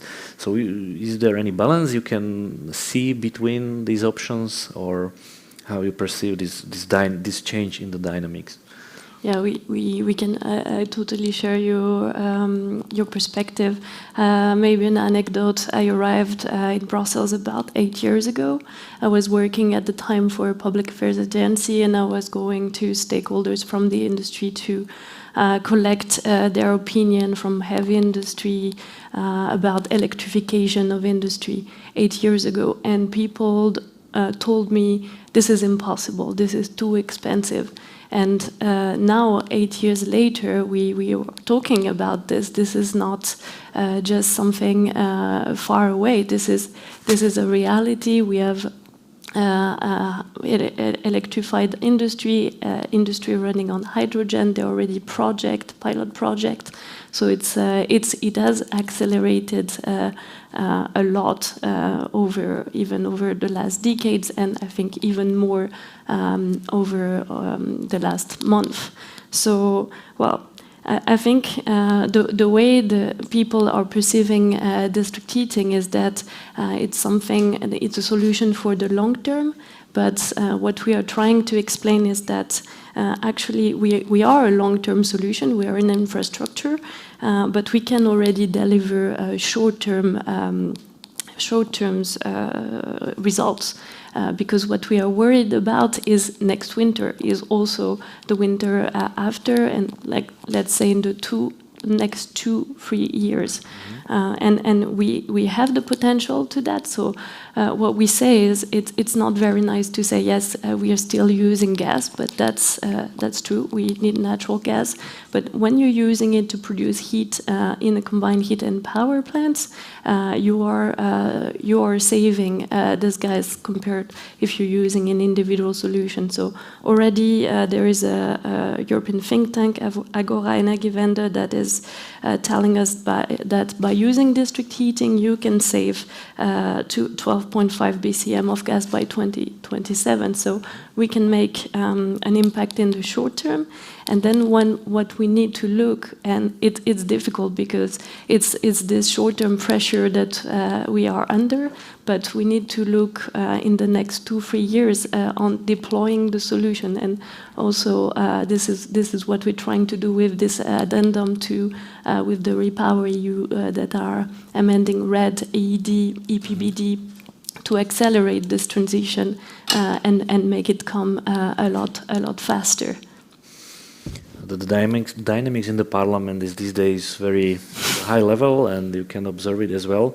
But as you mentioned, and we can now move from the past and evaluating what is going now to the future. And the question for Mr. Fiegel might be that everybody and energy ministers are thinking about, well, 2022 might be okay because, as Mr. Stefan said, we have full gas storage, we find contract and so on. But the winter 23 might be critical because it's like a mid-term goal, and not only from the perspective that where we will find the resources and how it will be all managed, but as well is the last winter before the new European elections will come. So for the people who will decide to run for the office, it might be as well the question that if this crisis and how might have an impact on the European elections. So if you can maybe as well offer us your perspective on this. Somehow I already made a glimpse on large picture that we didn't accomplish to construct one European house for all. And believe me or not, I think that this war is important. It's important in order to change the situation in the East, to defeat Russian imperialism, expansionism, Bolshevism, Putinism, you may name it whatever. After 100 years of debilization, because Soviet Union was established by Vladimir Ilyich Lenin in 1922. Vladimirovich Putin in 2022 started fratricide, war against brothers. There are mixed families. Everybody, is linked to everybody between Russia and Ukraine. So this is really a tragedy and brutal war, barbaric, not I would say standard war. And it's important before the elections, of course this is not the criterion, but as soon as possible to end the war by defeat of Putinism or aggression. Why? Not just to defeat somebody or something, but possibly to accomplish the dream. After Robert Schuman, the man who spoke most frequently about common European house was, you know who? Mikhail Gorbachev.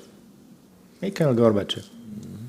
He helped us in Central Eastern Europe, Poland, Czechoslovakia, Hungary, Romania, to get rid more or less by velvet revolutions without violence of the empire of evil, Ronald Reagan. Because he tried to reconnect, which is never easy, morals and politics in Kremlin. A short window, but very historical, annus mirabilis. And again, why it's a really broader or a bit different answer. We need change in Kremlin in order to achieve something positive, lasting, promising perspective for continent, for Europe. And also for Russia, for Russians. It's not against them, it's invitation. Now we look to Germany as the basic motor of European Union. And it was totalitarian Nazi country with major popular support. It was not only a group of Hitler and few, but a lot of popular support and collaboration. And it is now totally different, not only now, but in 50s. Adenauer was a hero from our point of view. So to get this reconciliation in the East, to get, again, spirit or mentality of brotherhood, that we belong together, it is possible, it's better, it's even fantastic to live together as one Europe. I think it's a very positive dream for all, but this war is not only obstacle, but a catalyzer of this change in the East, in Russia, not in Ukraine. Ukraine is now very European. Sorry, Marek, this was really a bit different, but I think this energy crisis is connected with all this, because it wouldn't be so dramatic. War has damaging impact on all economies in Europe, all. And we will have more troubles, yes, next year. It doesn't depend only on temperatures outside, but on the whole set of issues in economy. And therefore, my answer is to finish the war by the defeat of aggressor and the change in mentality of imperial country for something different, better for them. Thank you for your answer. I think if you reply with maybe some different ideas, it's not bad, because I have maybe some questions because I want to know more, but you have an experience, so you know what is important to say. So and I must add, I negotiated with Putin. When I was deputy prime minister, he was prime minister. 10 years ago, we met in Kremlin. It was an unforgettable meeting, but it was before Crimea, before war on Donbass and Luhansk. But this is, again, another line to remember to take and to get back to Kremlin for the change in Kremlin and in Eastern Europe. Sorry, it was postscriptum. But as well, very interesting. Thank you for that remark. Mr. Stefanec, if you come back to the parliament level, you have organized a very specific and very interesting competition for youth about the same topic which we are discussing today, about the energy crisis and how youth see this problem. What's your experience from that, or how would you evaluate this experience? Was it interesting? Were there some inspirations found? Definitely yes, and it was one of the reasons why to organize this competition, to get new ideas, new inspiration also from the youth, from university and high school students. I think they were great. They were great ideas. What I was positively surprised, they understood the basic situation in the same way as we do. So we have the common ground, and there were altogether new ideas for more integration, for common purchases of energy, for common cooperation in the fields of infrastructure. So definitely we can share the same view with the view about more integration in energy market, about also putting this as the priority, because as we know, all prices depends now on energy. So altogether we organized in Slovakia and Czech Republic. There were plenty of ideas. It will be evaluated in 10 days, and I will continue to organize such kind of exchanges, because it gives me also new ideas for my work. So it's very necessary to be in touch with population, and particularly with young people, because this is not a phrase that future is theirs. We are working everything for youngsters, for young people, and we have to be in touch with them. I think good experience was also this series of conferences, Future of Europe. I think it was a good exercise, with plenty of new ideas, but then suddenly this criminal Russian invasion came, so it changed completely the landscape. It puts different priorities, but we can also use some experiences from this exercise, because there were many good ideas in terms of environmental challenges, in terms of digitalization, which we can still use. I think it is complementary. It doesn't mean now that we have to start from the zero. Just the opposite. Even Green Deal now will help us, because to have more renewables and to overcome this situation, we just have to have in mind our objective for carbon neutral economy by 2050. And I'm also positive that in the European Parliament, firstly, we are united, even more united than before. And secondly, almost everybody understands this Green Deal priority, that now we cannot go back, but we have to go ahead. And Green Deal, it is the challenge which provides also solution how to be less dependent from fossil fuels. So therefore we even increased our renewable targets from 40 to 45% by 2030. And this was reflected also in many works, many ideas by young people.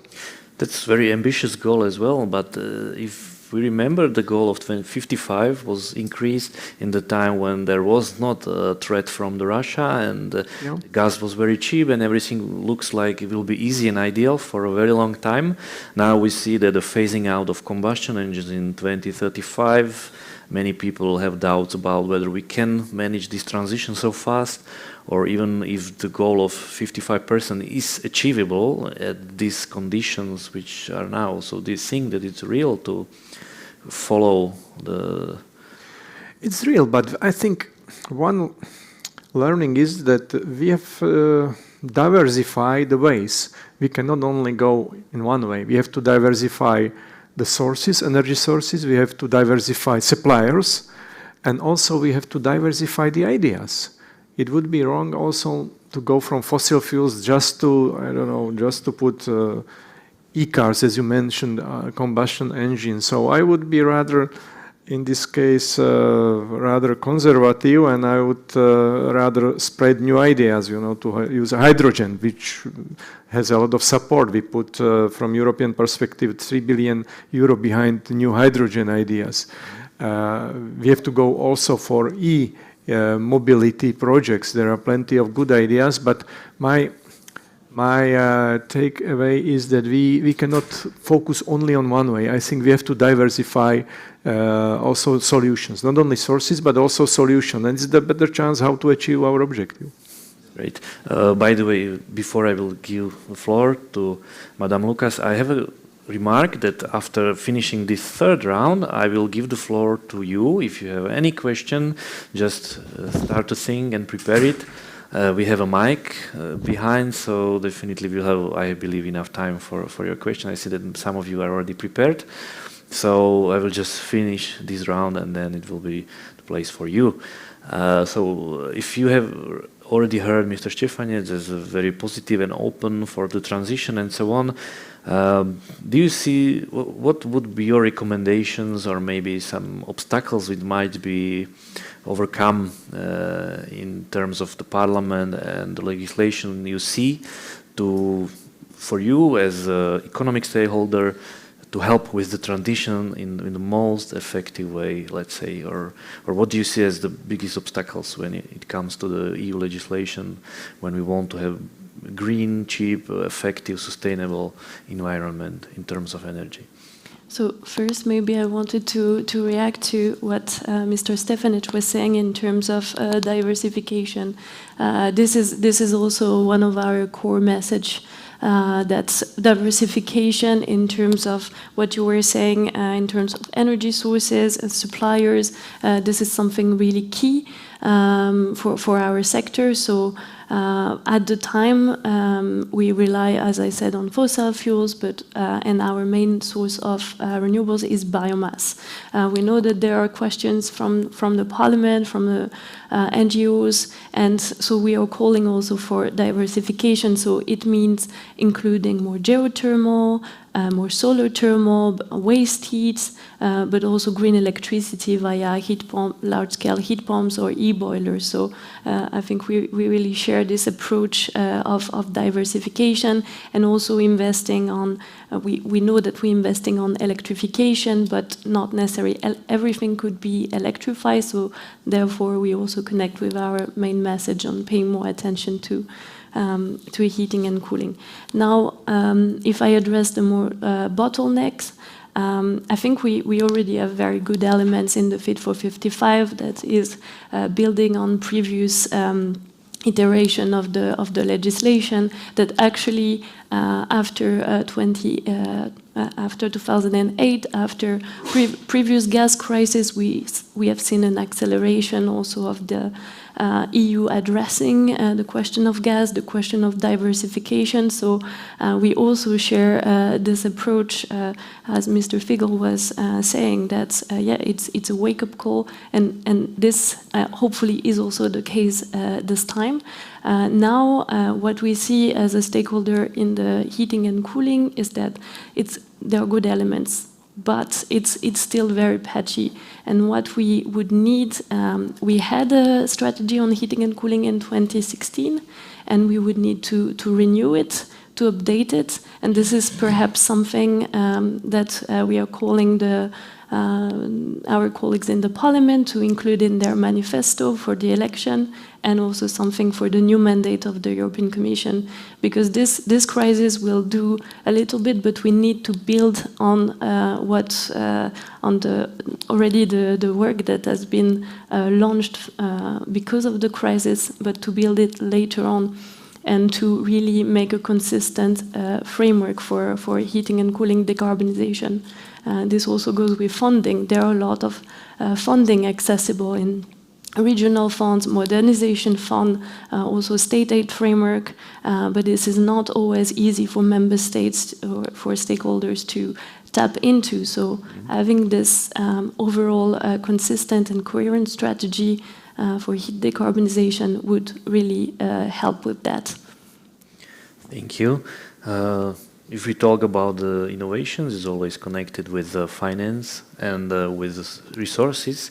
The European Union, when establishing recovery fund, for the very first time started with the loans, which were joint purchase.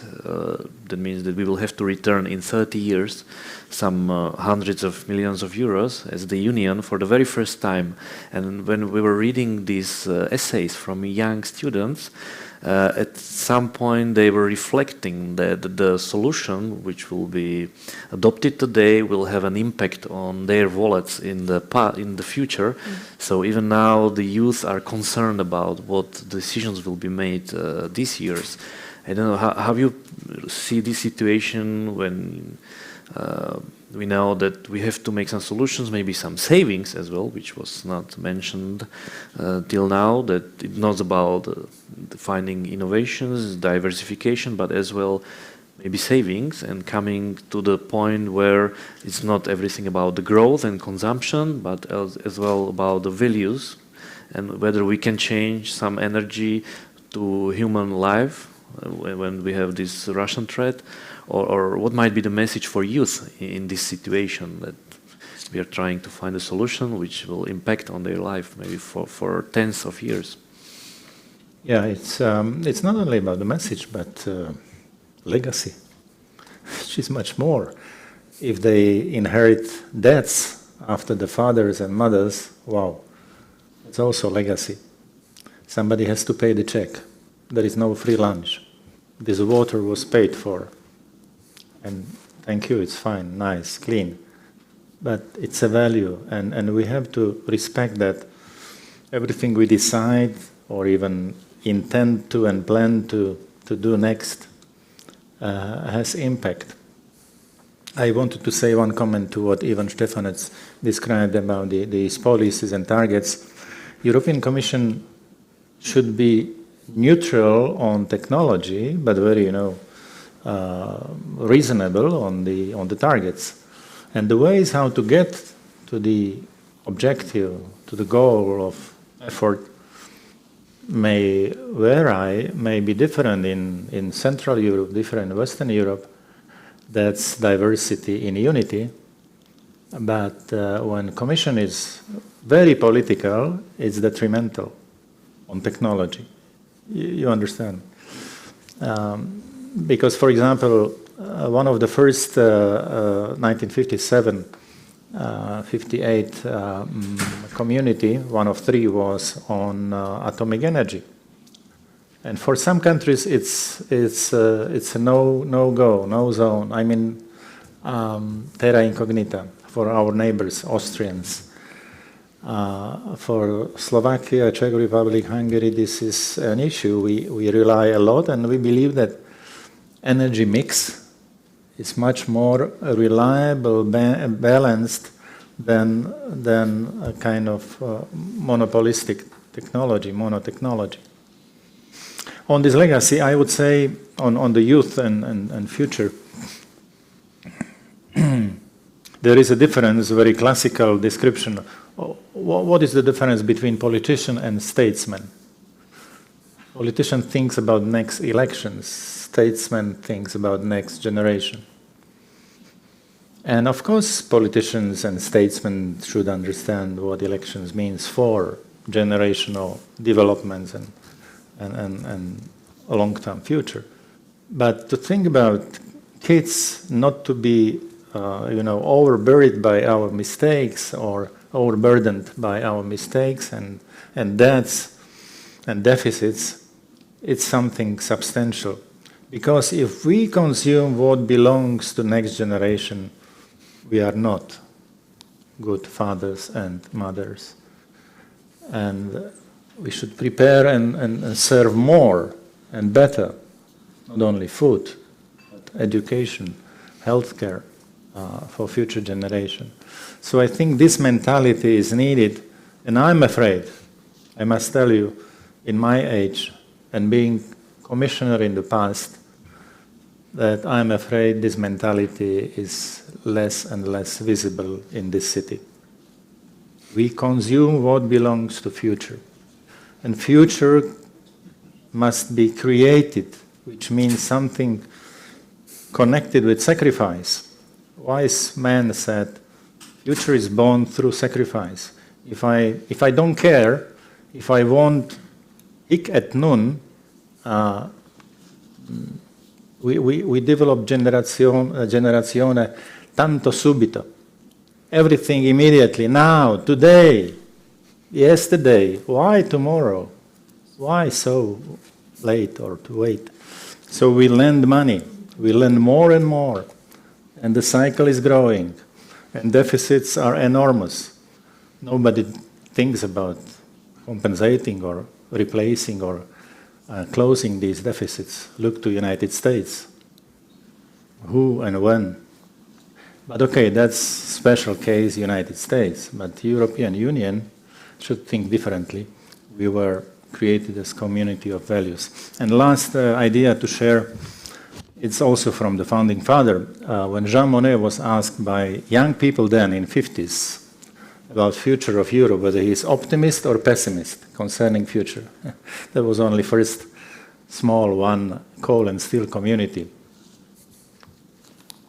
He said, I am neither optimist, concerning future, I am neither optimist nor pessimist, but I am determined, which means committed. Free, knowledgeable or reasonable people, homo rationalis, if they are committed to do something better, they will. Sooner or later they will do something better, which means cheaper, more efficient, less expensive, etc. So I think this mentality of founding fathers who came out of major war, they thought about generational change, not immediate, because it was impossible. Impossible was very fruitful, beneficial for us. We have this legacy, and we shouldn't spoil it. Thank you for this feedback. It will be really challenging to convince our politicians at some moment, I think. Elections. If I would update your quote about that politician thinks to the next elections, I think these days he thinks about the next status on the Facebook. And that's his biggest achievement through the day in this age of social media.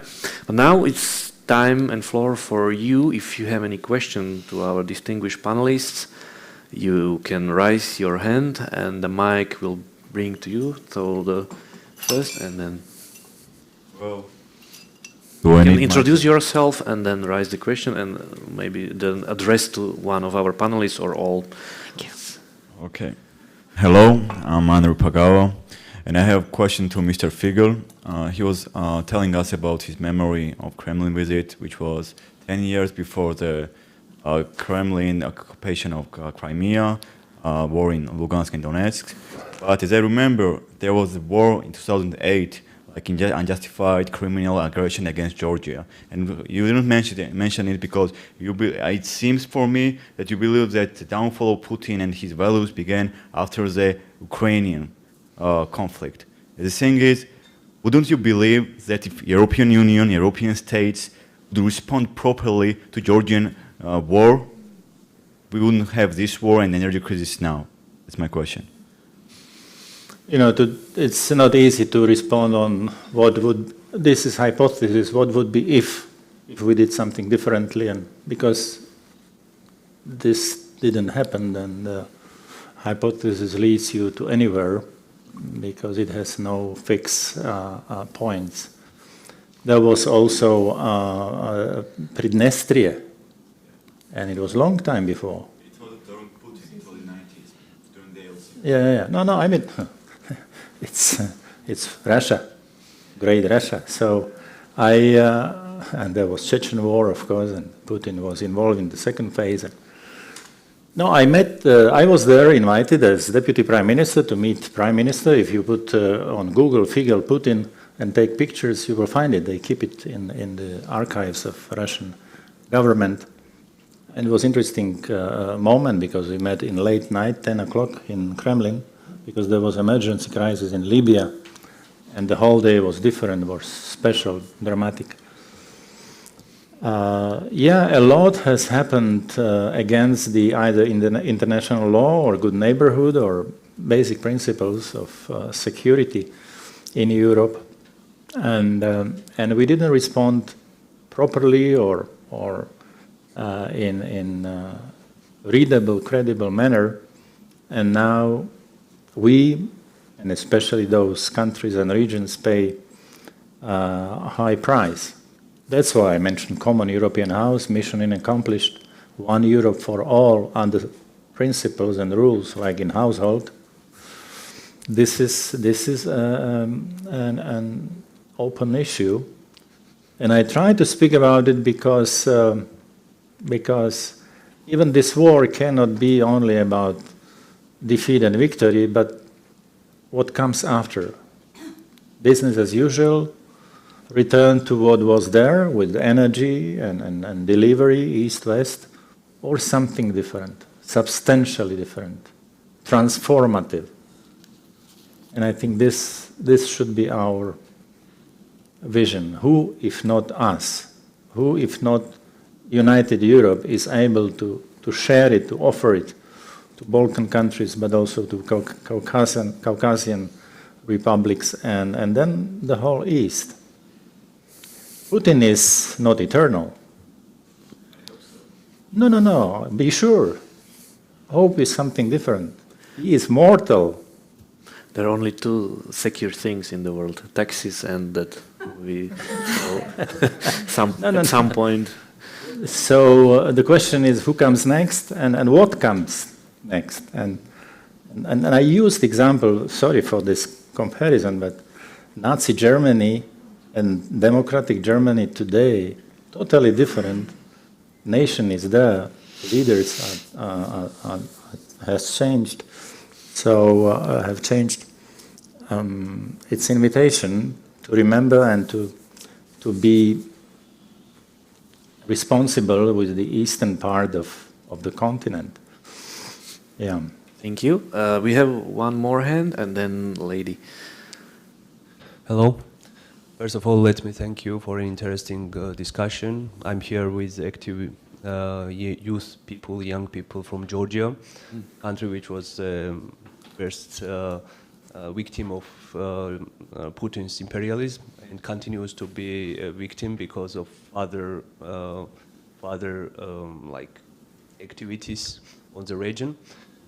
So my question is regarding the role of Georgia as a transit country behind Azerbaijan and Central Asia in context of energy transit to EU. Is Georgia, South Caucasus on the agenda, current agenda in Brussels in this context? Do you like? Maybe definitely yes. I think the best evidence is that Ukraine and Georgia were advanced to the candidacy countries. So definitely it is.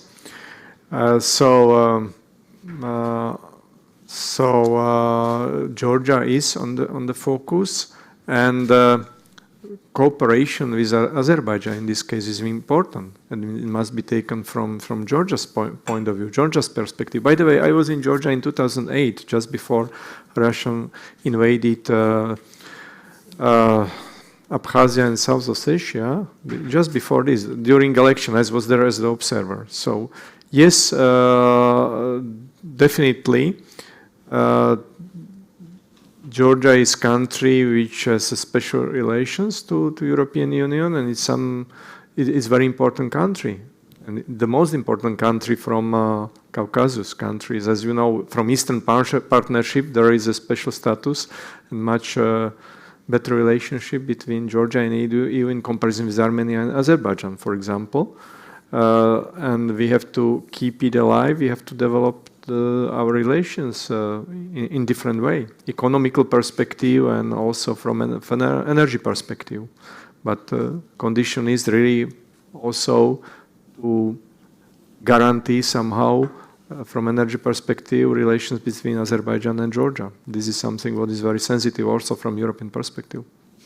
Thank you. This is way of future of Europe, to enlarge, not to stay on the status quo. And now the last question, if we can, to the lady in the front, to keep as well, to stick to the timeline.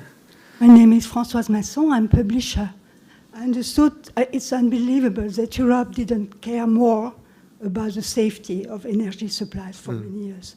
I understood it was because of national rivalries, but maybe it should have been the role of European Parliament to warn and warn and warn more, and more communicate with the public to push the government to take measures. This is my question. Okay. Yes, I do agree with you, and the European Parliament has a special role in this and special challenge. But I can tell you that, for example, in terms of European energy strategy, which was the right one, we warned many, many times. We warned, for example, I give you an example with Nord Stream 2. European Parliament adopted a resolution against Nord Stream 2 to stop it. German government just ignored it. And we know what is the result. And that's reality. 9 prime ministers protested from Central Europe against Nord Stream 2, showing that it is against European energy strategy because it will improve the dependence from Russian energy fossil fuels. So it doesn't make any sense. All of us, we know that Nord Stream 2 was political project because even Nord Stream 1 was used by 50% only. So it was truly strong political project, and we raised our voice. Question if we could do something more? Maybe yes. Communicate with the country to raise the points also with national governments? Yes. Yeah. The answer is also yes. There is also the shame on every European institutions. I take it because last decade was really, as I mentioned already, not the best one in terms of fulfillment of strategy. There was strategy on the table, but the reality was different. Unfortunately, now wake-up call is here, and our solution is very expensive. It is more expensive if we would act sooner, definitely. But now it's time to act. Thank you for the reply. Thank you all that you have kept alive and discussed with us the panel. I hope you believe, and I believe that you enjoyed it as well and learned something new. Now my question, which I will come back to the beginning. Please raise hand who is now convinced that the Europe is on the right path to tackle and manage the energy crisis. If you are even worse, right? So the conclusion is that, well, we're even more scared after the debate.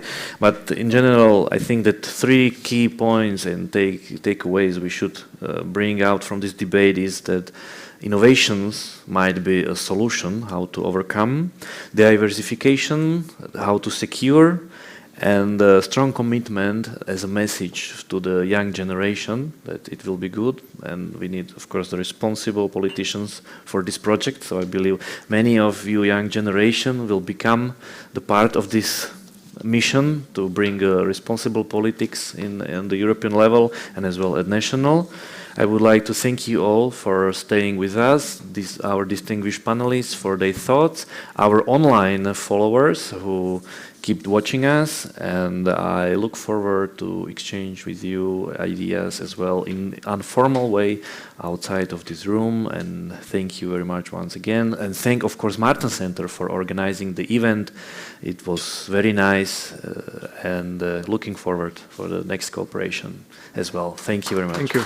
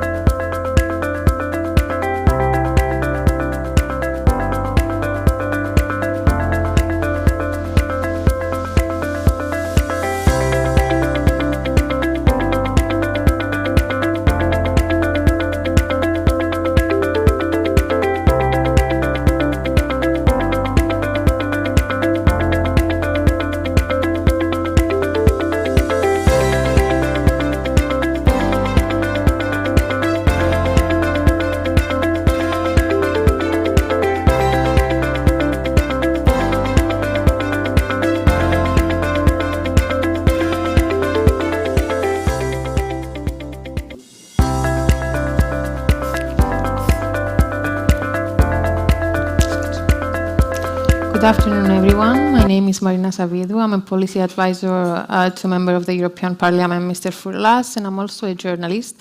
I will be coordinating today's panel on Eastern Mediterranean. And I'm very honored to have three distinguished panelists today here with us. And thanks all of you for joining our panel today. So let me start by saying that there are several developments worthy of close attention are currently taking place in the Eastern Mediterranean. The energy crisis, of course, has shown that EastMed can play a key role in EU energy independence. And today we will discuss the new geopolitical coalitions and dynamics, new security challenges, of course, and the importance of a new energy discoveries. Our guest will address the important question on whether these new prospects and potentials, of course, and developments will contribute towards securing peace or at least long-term stability, or whether it will increase new tensions between countries in the region. So let me introduce our panelists briefly. Agis Georgios Dingas serves as Executive Vice President of Greece's Renewable Energy Resources Operator. He holds a PhD on mathematical modeling and risk analysis in international relations, as well as an MBA. The next honorable panel is Inoa Fentoulis, Executive Director of the Institute of International Relations. She has many years of experience in international relations, European and foreign policy, of course, diplomacy and communication, and she also served as program manager for NATO for two decades, I think. Last but not least, Michalis Sophokleous, Director of Glafkos Clearidis Institute in Cyprus. Michalis Sophokleous is very knowledgeable about the Cypriot political system, of course, and he also served as a member of House of Representatives in Cyprus. The idea is to have 2 rounds of questions and then a Q&A session where you can pose, of course, your questions to our panelists. Let's start. So, my first question will be posed to the lady of our panel, because ladies first. And I will start with a general question, and then we can be more focused and go into detail. So what are the main geopolitical challenges the Eastern Mediterranean, from your point of view, facing this time, taking into consideration the energy crisis, the inflation, the current inflation, and of course the war in Ukraine? Many thanks for the invitations. I am honored, let's say, that I participate in a meeting organized by the Clearidis Foundation, as the late Clearidis president was one of the biggest leaders of the region. We have to say that continuously, because I mean, he was the unprecedented, let's say, statesman. So I'm glad that we organize this with our participation. So Eastern Mediterranean was always a strategic region. At specific periods in the recent history, I mean, Eastern Mediterranean was, let's say, of less importance than in other periods of history, but I think never stopped being a region of strategic importance, not only for us belonging to the region, our countries, Greece or Cyprus, but for other countries which are not in the region anyway, like US, Russia, China, UK, of course, Turkey. International players in general, yes. Why it is in this specific juncture, why the Eastern Mediterranean is important, despite the fact that the European interest and the US interest focus on Ukraine, actually, because of the war. But Russia's attitude in the region, the revisionism of Russia in the region started before, with Syria, okay? And Turkey followed. We have to take into account all the moves of these countries with revisionist agendas. And on the other hand, we have, let's say, countries respecting the status quo and the international law, like Greece, Cyprus, European countries, members of European Union. So we have there a conflict between, let's say, status quo powers and revisionist powers. And of course, this is something to not only to address, to follow. The governments of the region, especially Greece and Cyprus, should take into account when defining what I would call their strategic objectives for the years to come. Because now we are at a turning point. Okay, because of Russia's invasion, revisionism is back. Geopolitics are back. So we have to pay attention to what we support and defend by respecting the values we respect as members of the European Union, both Greece and Cyprus, and Greece as member of NATO. But certainly it is a period of changes for the Eastern Mediterranean as well. I will have the opportunity to elaborate later, because, I mean, it's not only the interest of Russia in the Mediterranean, it's also the strategic interest of China that we have to take into account. And the US, of course. Yeah. My second question will be posed to Mr. Sophocleous. It's a very sensitive issue for us because we are Cypriots.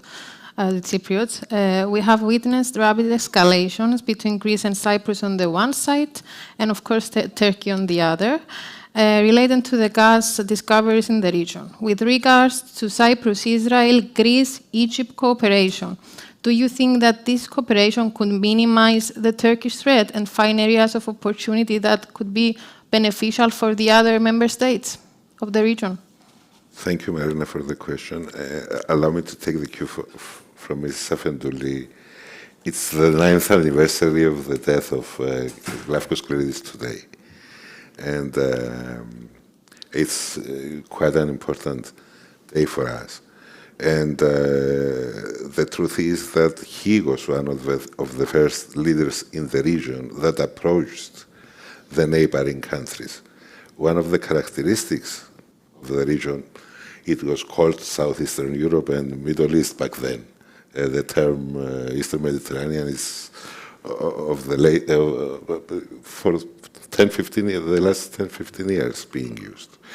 And he was the first Cypriot president that went to Israel with his boat, by the way, as president. And I think that created the grounds for the cooperations we are looking at today. The second is, there is a main question. It is true that the Eastern Mediterranean region got back from the forefront of the international interest. Up to the time in around 2011, that the first gas discoveries were found from Cyprus, Israel, and Egypt. And there was a sense of retreat, especially from the United States, in the area of the Mediterranean back then.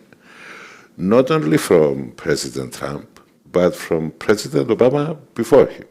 And the focus of the United States was towards the Pacific and Asia, most importantly, and secondly to Latin America, and then to this region that you've said very well was the motherland from the ancient times of a myriad of conflicts. No one can count them. This created a void that the European Union could not fill, a void that Turkey tried to fill, having the dogma that I am the biggest player here, I am the regional power, and everyone should follow me and do whatever I want. China, you've said correctly, tried to take a part in the developments in the region by taking infrastructure projects, like the main port of Greece in Piraeus. And there is nowadays the question of the Beirut port, what will happen there. And then Russia and Syria in 2015 intervened and opened the appetite for every authoritarian and every revisionist state, especially Turkey and Mr. Erdogan. So at the same time we had terrorism, we had the migration problem that was created, and nowadays we have the Russian invasion to Ukraine and the energy crisis that followed. That elevated once more the importance of the region and the importance of the European Union take advantage, the Central Europe actually, taking advantage of the discoveries in the Levantine, I don't remember the basin, yes. That's the word I was looking for. So, actually in the Eastern Mediterranean now we have two poles.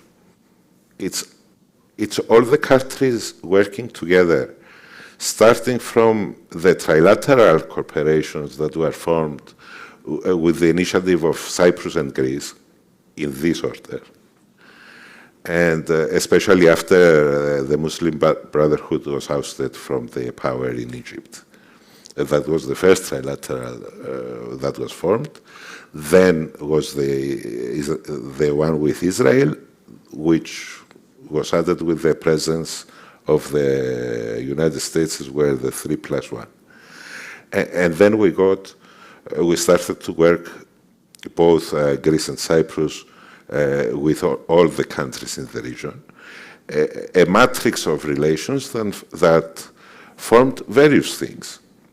Formed the East Mediterranean Gas Forum, that includes actually every country except Turkey and Libya, and that's a main issue of conflict these days.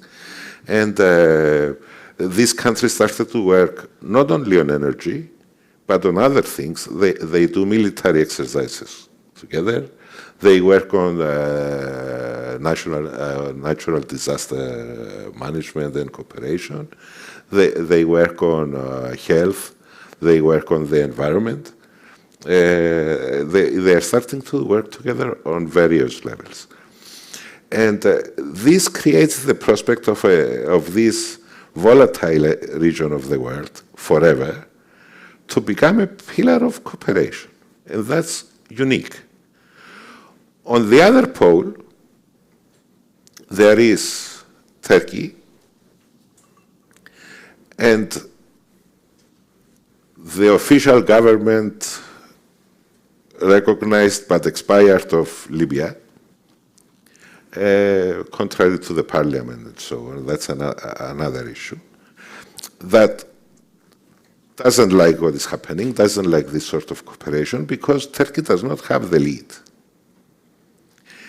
That should be associated, Marina, with the election period we have in every country, every country that has elections in the region.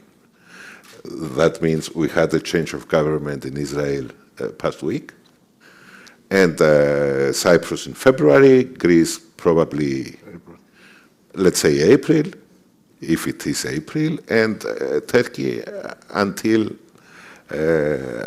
June.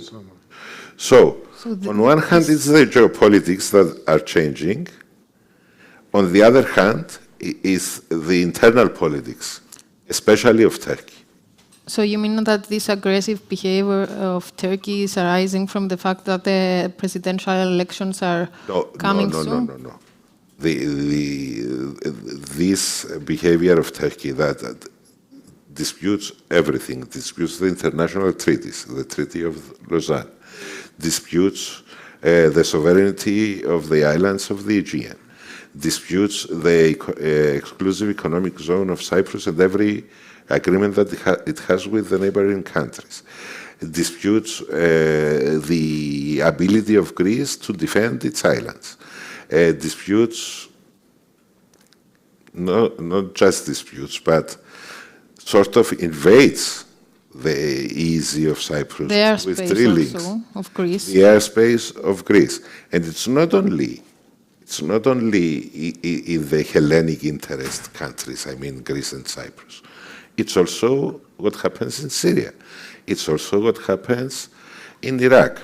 It disputes its own Western alliance, having ordered the S-400 missiles, not taking a firm stance against Russia's invasion to Ukraine, bending sanctions, and the Americans know it very well that Turkey tried to bend the sanctions, not just not to enforce the sanctions, to bend the sanctions. The elections and the internal policy needs of Mr. Erdogan and the opposition in Turkey creates the tension, escalates the tension nowadays. And if we're going to discuss Turkey and the Eastern Mediterranean, we must split between the time up to the elections and the time after the elections. I'm speaking for a lot of time, and it's not, but if I may say one word, and it's our main worry. We have the elections in the three countries, and this insane diplomacy from Turkey, based on the revisionism shown by Mr. Putin and Russia, if that succeeds, it's not only China and Taiwan and other examples, it will be something that will empower revisionist ideas everywhere in the world, and in our case, revisionist ideas from Turkey, annexations ideas as regards to the occupied Cyprus. We are very afraid that if the annexation of those areas occupied by Russia in Ukraine succeeds, something similar will happen to Cyprus. We are not certain that it's the two-state solution they actually want. But it's the annexation of the occupied areas that they are looking forward. And we worry that the election needs of Mr. Erdogan might drive him to create an incident either in the Aegean, or if he cannot in the Aegean, Cyprus is always the weakest link, and especially the waters of Cyprus. It's not so easy inland. Between all these elections, there is a gap, a period, that Greece won't have a stable government. Greece will have a transitional government because of the election law. A solid government cannot be formed.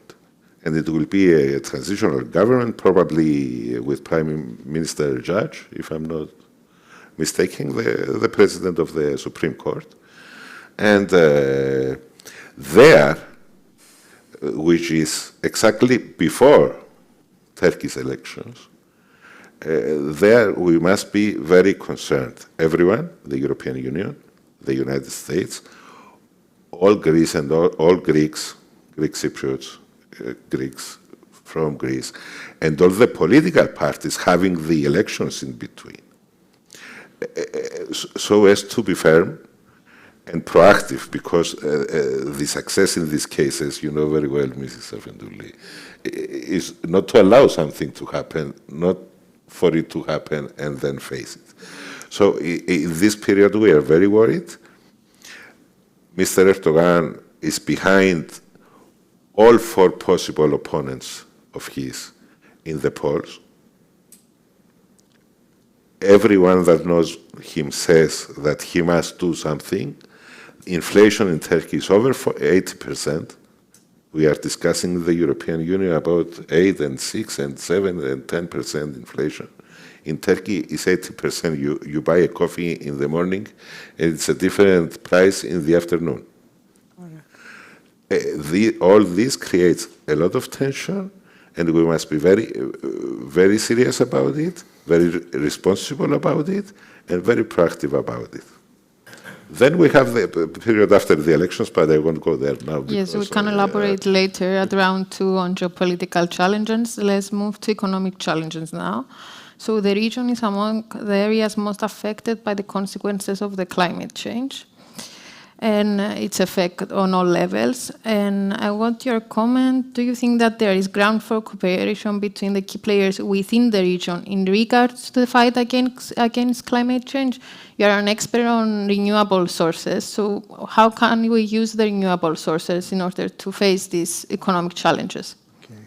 So I would like, first of all, to thank Martens Institute for the invitation and bringing together this great panel. My fellow prominent speakers set the agenda very well. Before I get into the energy challenges, I want to set the framework in order for all of us to understand better the situation in the Eastern Mediterranean. And I want to set a different approach on the table that has to do with the civilizations. When we speak about Eastern Mediterranean, in my perspective, we speak about 4 different axes. The first is the Hellenic Western axis, and I believe that, as very well Michalis said, it's led by Cyprus and should be led by Cyprus because they have roots on the ground and they understand better the situation, with Greece on the side, along with the other European countries that want to support this axe. And the second axis is the Arab world. There are lots to discuss, but it has many internal struggle and division among the Arab world. But this is a big issue that I would be happy to discuss in a later question. But the Arab world always keep ties with Western countries in order to benefit from bilateral trade and cooperation. The third axis is the Ottoman-Turkish axis in the region that recently wants to play an even more important role than the one it had in the late years, and is also antagonizing the Arab axis, especially for the Muslim community. I don't know if you are aware that the Muslims are centered around the Ummah. Ummah is the community. They first believe they are Muslims and then they are Egyptians, you name it. So we have an antagonizing structure there among the Turkish and the Arab world. And the last but not least is the Hebrew axis that overlaps with Hellenic Western axis. They have very close cooperation, by many bilateral agreements. But at the same time, the Hebrew axis has many, many differences with the Arab world and the Ottoman axis. That's just to set the frame and have a common language. So all these axes create a mosaic of actors that none of them is able to overthrow the others. So this creates a very difficult position to be in because you have all these different actors to discuss and try to cooperate. And if we add to the equation that some of the regimes that govern these countries have high up on their agendas topics such as religion, we get into a very difficult discussion. And the point that I'm trying to make is that probably the biggest challenge of all in the Eastern Mediterranean is for all the actors to understand that decisions taken, the motives behind the decisions are not purely political or economical. It's also social and cultural. And we always must have this in mind when we discuss about Eastern Mediterranean. So I would argue that the biggest challenge for all the actors, even the center of powers like Brussels or Washington, to fully understand this perspective. As for the renewable resources, yes. And the climate related issues, I mean, renewable energy is a very hot topic, especially nowadays. Lots of investments are coming to Greece, Cyprus, and other regions. The Eastern Mediterranean has a great climate for these kind of projects, and we discuss, even the Greek government and other players in the region discuss many mega structures around the Mediterranean, apart from the oil and gas. And let's not forget that Europe aims to be neutral until 2050, which is the goal. And two major sectors that are linked to the European strategy on the energy has to do with the Eastern Mediterranean. The first one is hydrogen. We will see hydrogen facilities all around the Eastern Mediterranean with hydrogen produced by gas. That's why gas is a bridge towards the future plans of European Union. And also, we have the electrification of Europe. It's a major issue. We have started seeing electric cars and all kinds of vehicles that use electricity. And this climate that the Eastern Mediterranean has and the spare capacity that it can give to Europe can subsidize the oil and gas imports that we have in Europe and make a better transition for European Union for start, and also to give a perspective for future plans to the countries of the Eastern Mediterranean. But we need to have a smooth transition from the transitional resources to the new ones, because... We all hope it's smooth, but in reality you never choose this kind of transition, how it goes. I mean, it may go smooth, it may go not smooth, but reality is there, and we have to face it nonetheless. Okay, let's move to Ms. Afentoulis, and let's put Israel in the game. So one of the traditional partners of Israel is Turkey. Over the last decade, the ties between the two sides have broken down. But the recent visit of Israeli defense minister to Turkey could potentially restore these ties, and how this can affect, for example, Cyprus or Greece. Look, there is a reality in the region. We have only 3 democracies and all the rest are autocracies. Okay. Nevertheless, we are there, all together, and we have to live together in a way or another. Don't forget that in the meantime, Israeli government changed. So we don't know yet if the Netanyahu government is going to follow the previous path. Whatever, let me say something a bit provocative. As I said, we have democracies and autocracies. And we are not in favor of regime change because we cannot, regime change failed, as you said, in the Arab world and further. I mean, so we don't touch, let's say, the internal situation. People are responsible for their political situations. They can change the governments through elections, etc. When we come to economic cooperation, then it would be ideal to find a way to cooperate economically, but on the other hand, by not having consequences. I mean, you cannot say that Cyprus can cooperate without taking into account that 1/3 of the island is occupied. This is something you should take into account. Certainly, I mean, economic cooperation or energy cooperation or the exploration and the resources and so on is an incentive, is a carrot, if we can say. It is a carrot for countries like Turkey, for sure. Up to now, we have seen that this carrot was not enough to change the facts on the ground. Israel is certainly a very big actor in the region, and it can play a role to facilitate, let's say, a more smooth economic cooperation, and maybe, but with a big question mark, to engage into a multilateral dialogue that can produce, let's say, results on the bilateral fronts. But this is a kind of how to say, strategy that our governments, Greek and Cypriot government, has to think in the coming years, because it is true that the delays have not benefited our interests. Especially on Cyprus issue. Yeah. Any delay. And I will move to IES, looking at the role of the EU. EU can, for example, play a key role by incentivizing or pressing or, for example, imposing sanctions to Turkey. What role can EU play in order to have a balance in the region? Okay, so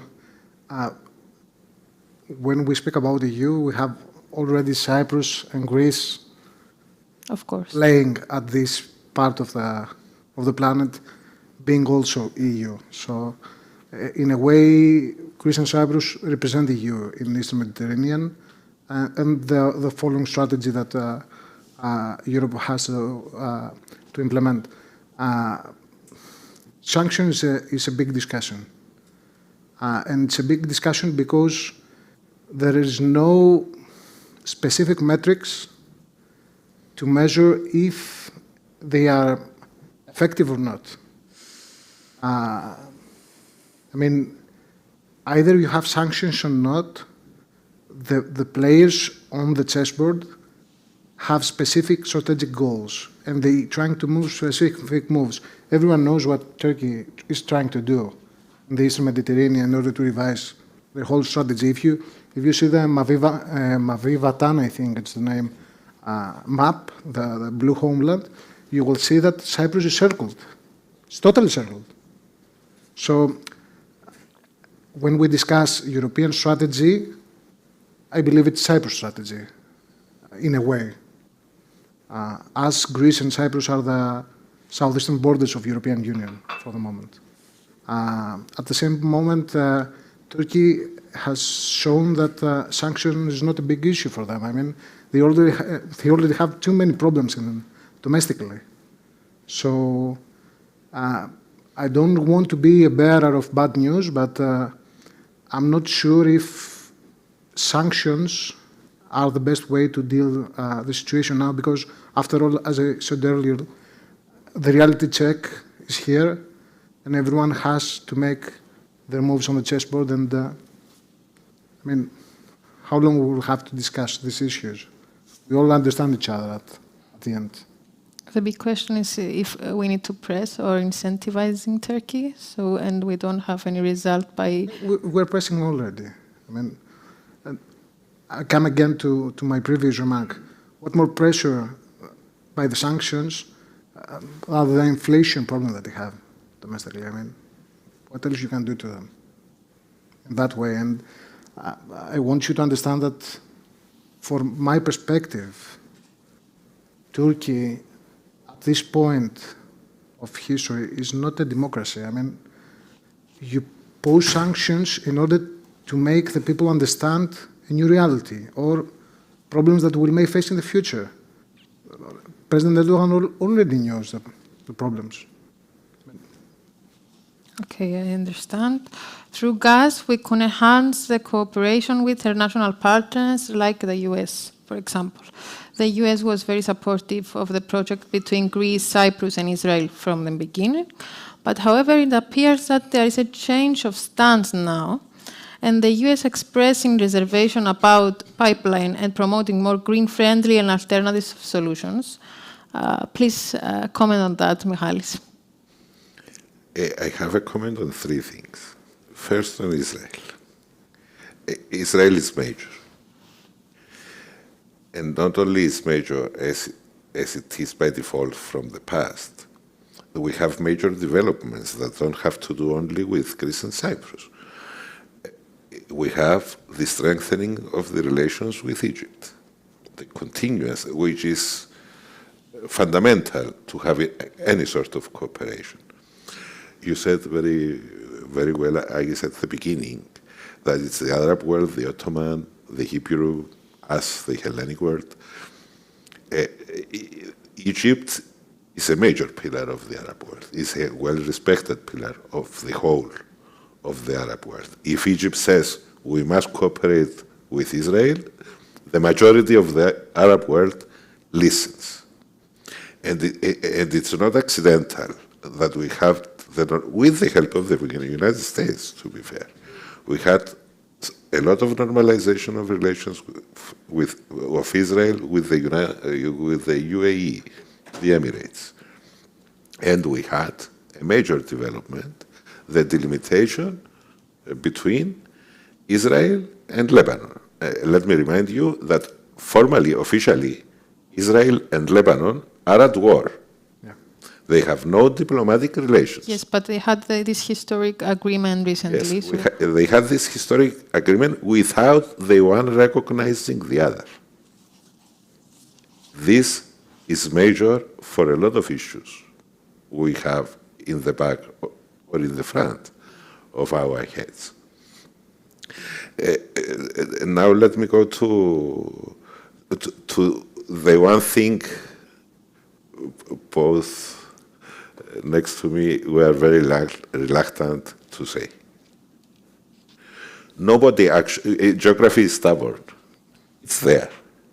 We have a neighbor. It's called Turkey. No one wants to leave Turkey aside, beaten, and there is no way to have that country isolated from everything that happens. What we actually want and should want is speaking to Turkey based on some basic principles. I will not go to the Cyprus issue. I will leave it for the last, because we Cypriots, we always talk about that before the Cyprus issue. International law of the seas, basic respect. I mean, basic respect in ways diplomacy works, leaders talk to each other, countries cooperate with each other. And not this grandeur stance that Turkey tries to show that I am the big, you are the small fish, and I will do whatever I want with you. Basic things. All the countries in the region want basic things from Turkey. No country in the region has good relations to Turkey. At the beginning, the 20 years of Mr. Erdogan, the first years were the Europe years, the European idea years. The middle years were the zero problems with the neighbors years, through the Muslim Brotherhood, basically, a strategy that failed. And now we have the extremism years, the revisionist years, which are the most dangerous, of course. So and the other thing is, we want to have allies that talk to Turkey. For example, the EMEA incident. You need someone that you trust or you can count on to talk to Turkey, to be in speaking terms with Turkey. What we are getting furious at times is the continuous pampering of Turkey, especially from NATO and the European Union at times. The continuous pampering has shown in the case of Russia that doesn't work. If you always say, okay, don't go that far, okay, forget the principles, but take it easy, because that's what they're saying to Turkey. And this doesn't work. This creates more and more appetite to every authoritarian, to every revisionism, to become much more offensive to the others. You need a serious conversation, both from the United States and the European Union, and NATO as well, with Turkey. This must be held. I don't know. I don't feel it can be held before their elections, but immediately after them, it must be held. Where do you stand? Things have to be clear at last. We are not in the era of medium relations. We are not in the era of standing in two boats, separate boats. We are in the era that you have to take a side, and if it's not a side with the other, it's a principle side. This is what we want. If sanctions must be threatened, it must be used to threaten Turkey, or to be enforced if principles are not met, this cannot be excluded. But we should not want, and they must be used if needed. But there are a lot of people, especially both in Cyprus and Greece, that feel that sanctioning Turkey will create a big win. Okay, they sanction. After that? And we have the common interest. The thing is to bring Turkey back to the Western camp. Normal. First of all, I don't feel that they can be not at all authoritarian, but much less authoritarian and respectful of the international law, of the law of the seas, of the international normality.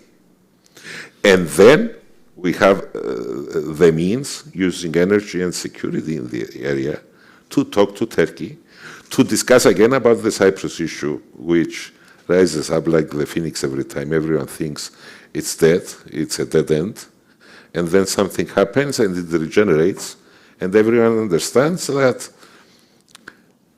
I just made a good analysis before. It's not a religious issue. It's not a historic issue. It's a national issue. It's an issue between Greeks and Turks. It's very different from every other issue here.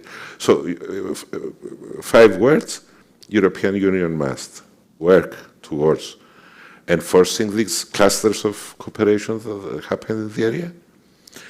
Make this conversation with Turkey. At last, it must be done.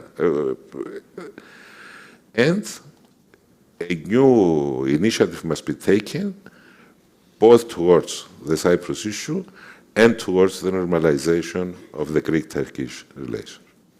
In addition to the coherent foreign policy that does not exist at the moment, we need to assure the energy independence from Russia. There is no envoy, either from the European Union or from the United States or even Britain,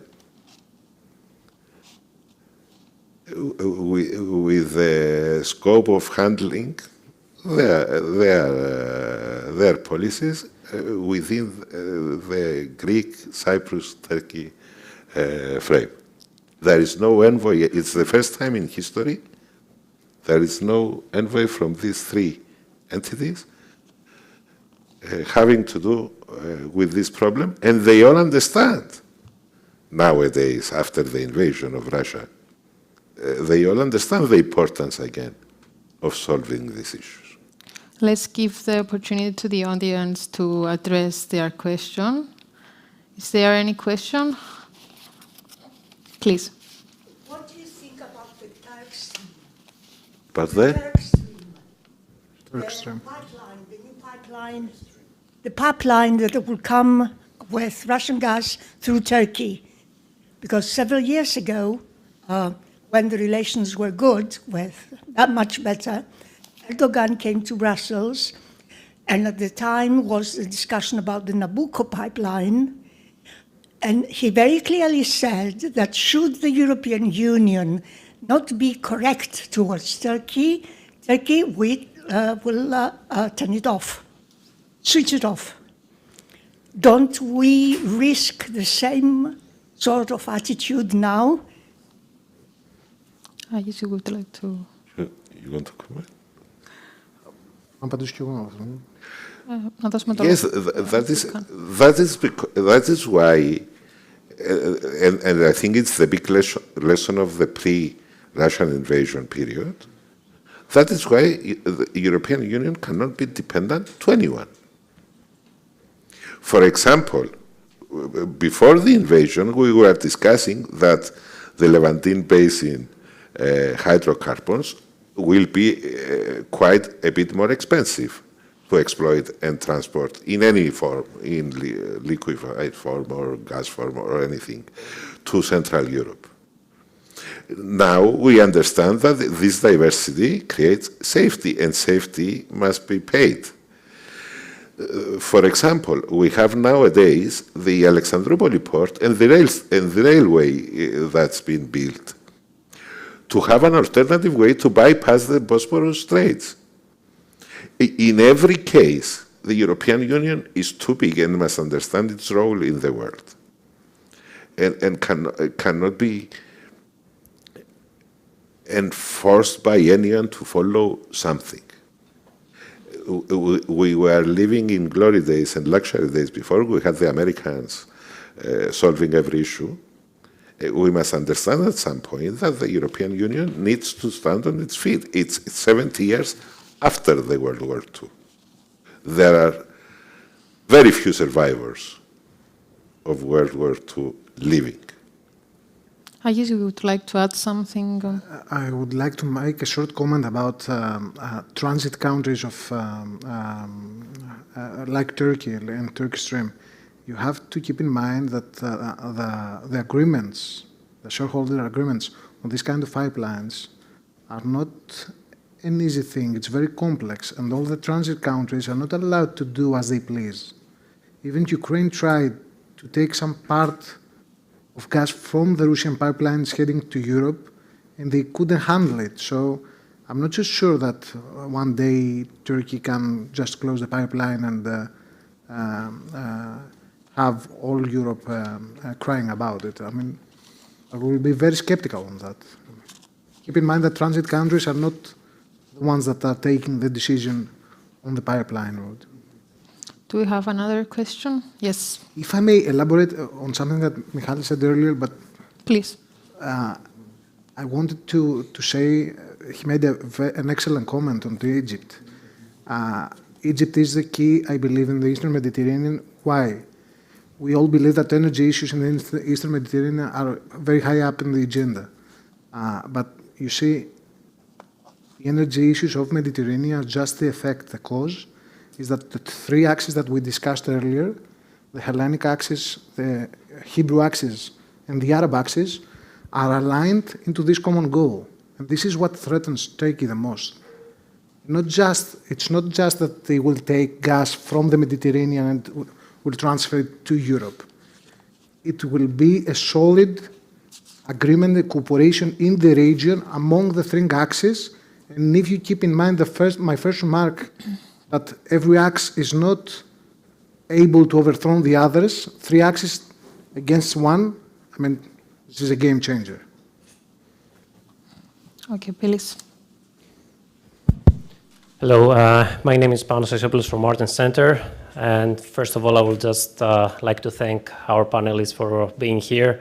Thanks also, Michalis, for organizing the panel. Since you're thanking, I thank you for for all the assistance here. So, you are the hero here, not I will us. just take advantage of my position as a host, and I will just ask two questions. Short ones. I'm not sure about the answers, though. So the first is, Michalis just mentioned about the agreement between Lebanon and Israel. Do you see that this can be a precedent for a solution in East Mediterranean for other countries, namely Greece and Turkey? I mean, I don't put Cyprus until the whole issue is solved. And the second is, I was wondering, is it maybe time for Cyprus to think its membership to NATO? Provocative. One could say that this was a planted question, but it wasn't. Let me tell you about both, and I'll speak my opinion freely. That's why we are here. I don't feel that the president of the Israel-Lebanon agreement can be followed between Greece and Turkey in terms of continental shelf and exclusive economic zone. Why? Irrespective of who is right and wrong, no government in Turkey and no government in Greece can stand a day compromising on this issue. They cannot stand minutes after compromising in this issue.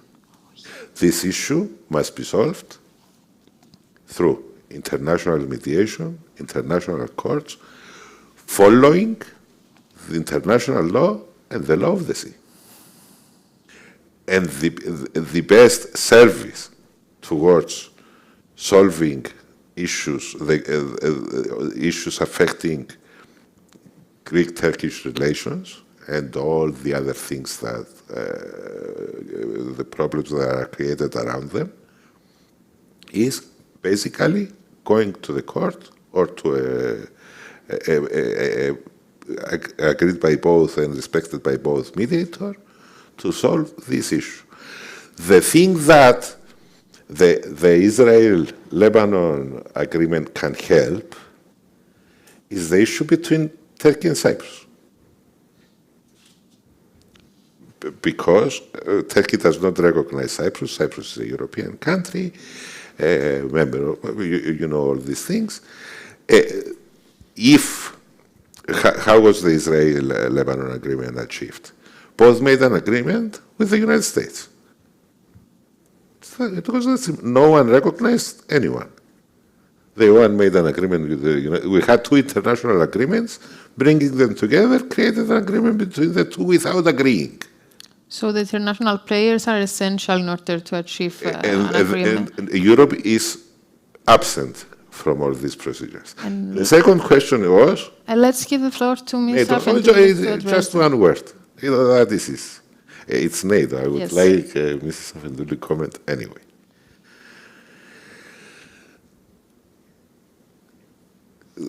Cyprus has 3 guarantors. It's the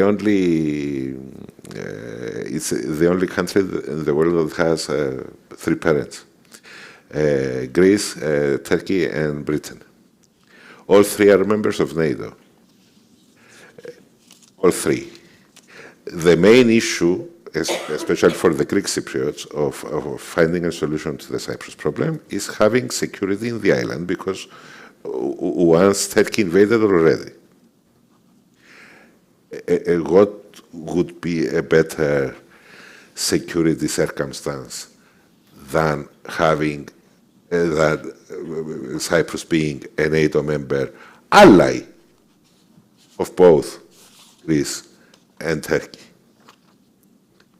I feel there is no other solution for the security issue of the Cyprus problem. It was ideological back then that we didn't seek for it, and we paid hard for it. If Cyprus was a member of NATO, I don't know if we would have an incident, I don't know if it would have an escalation, but we wouldn't have an occupation in 1974. Please, Ms. Afendouli, you can address the question regarding the access of Cyprus. This, is a very interesting, set of questions that you raised. Look, if we were in a neutral environment, geopolitically, the solutions would be technical and economic. If we were in Norway, difference between Norway and Denmark, for example, it would be less complicated. US and Canada had some disputes at a certain moment about the continental shelf. They solved it, through the negotiation and the international court and so on. But here, I don't exclude, and I was always, in my career as a journalist and then as NATO official, I was always in favor of a solution, because this stagnation, I don't think benefits neither Greece nor Cyprus. But on the other hand, first, starting point would be recognition. If you don't recognize the other side, how you can negotiate? Then certainly, it would be a compromising solution. We cannot talk about a non-compromising solution. But even the framework of a solution, it's something that has to be compatible with the European standards, international law, and so on. It's a very difficult puzzle, and I'm afraid it has become more and more difficult because, as I said, the time is passing, and now we are under a specific pressure that there will be a solution that we don't like the two-state solution that cannot be acceptable, from us for sure, but how a two-state solution can be acceptable by the European Union? how a member of the European Union, a member state of the European Union, can be divided in two, and European Union says yes. I mean, for me, this is unthinkable. Having said that, as I said, I am in favor of creative solution, because I believe that the further we delay a solution, the worse the solution will be. So only a united Cyprus can be an anchor of stability in the region. So we can consider that a split island can access NATO and be, for example, an anchor of stability. So I will give the floor to Agis. I want your comment on the immigration crisis and how this can affect the balance in the region before closing, because it's a hot issue, so we need to touch it. Perfect. Thank you so much for this question, and I will answer it in a way that it's not expected, because we all know the migration crisis that is taking place nowadays, and it's a short to medium term challenge, if I may say, because of the wars going on in the area. But I want to discuss about a migration issue that will be a long-term challenge. And these two are the most difficult challenges that we face in the Eastern Mediterranean. One is the climate crisis. You see, Eastern Mediterranean will be an outlier to the data set of global warming, because we discuss about 1.5 to 2 degrees higher temperatures globally, but in Eastern Mediterranean we discuss about 4 to 5 degrees in the coming years, which is extreme. And if you take also into consideration that the population in these countries is growing, and also the urbanization is on the rise, you can understand that these countries will face a problem that has to do with water, energy, and food. And this will be a critical issue in the Eastern Mediterranean on the long term. So keep in mind that people may leave these countries nowadays because of war. But on the long term, they will leave because of the climate crisis. And Europe has to face this challenge now that we can understand it and we can manage it in a more effective way, rather than being trying to navigate through muddy waters.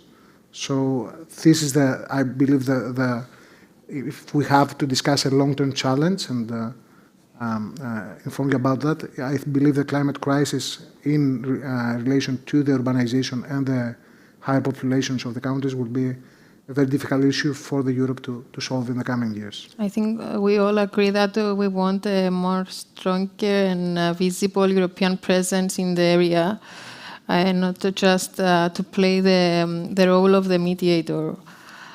So we have come to an end to our discussion. Thank you for your valuable contribution to our panelists, of course. Thank you for joining us today. You can have a drink on the ground floor. Thank you so much. Thank you very much.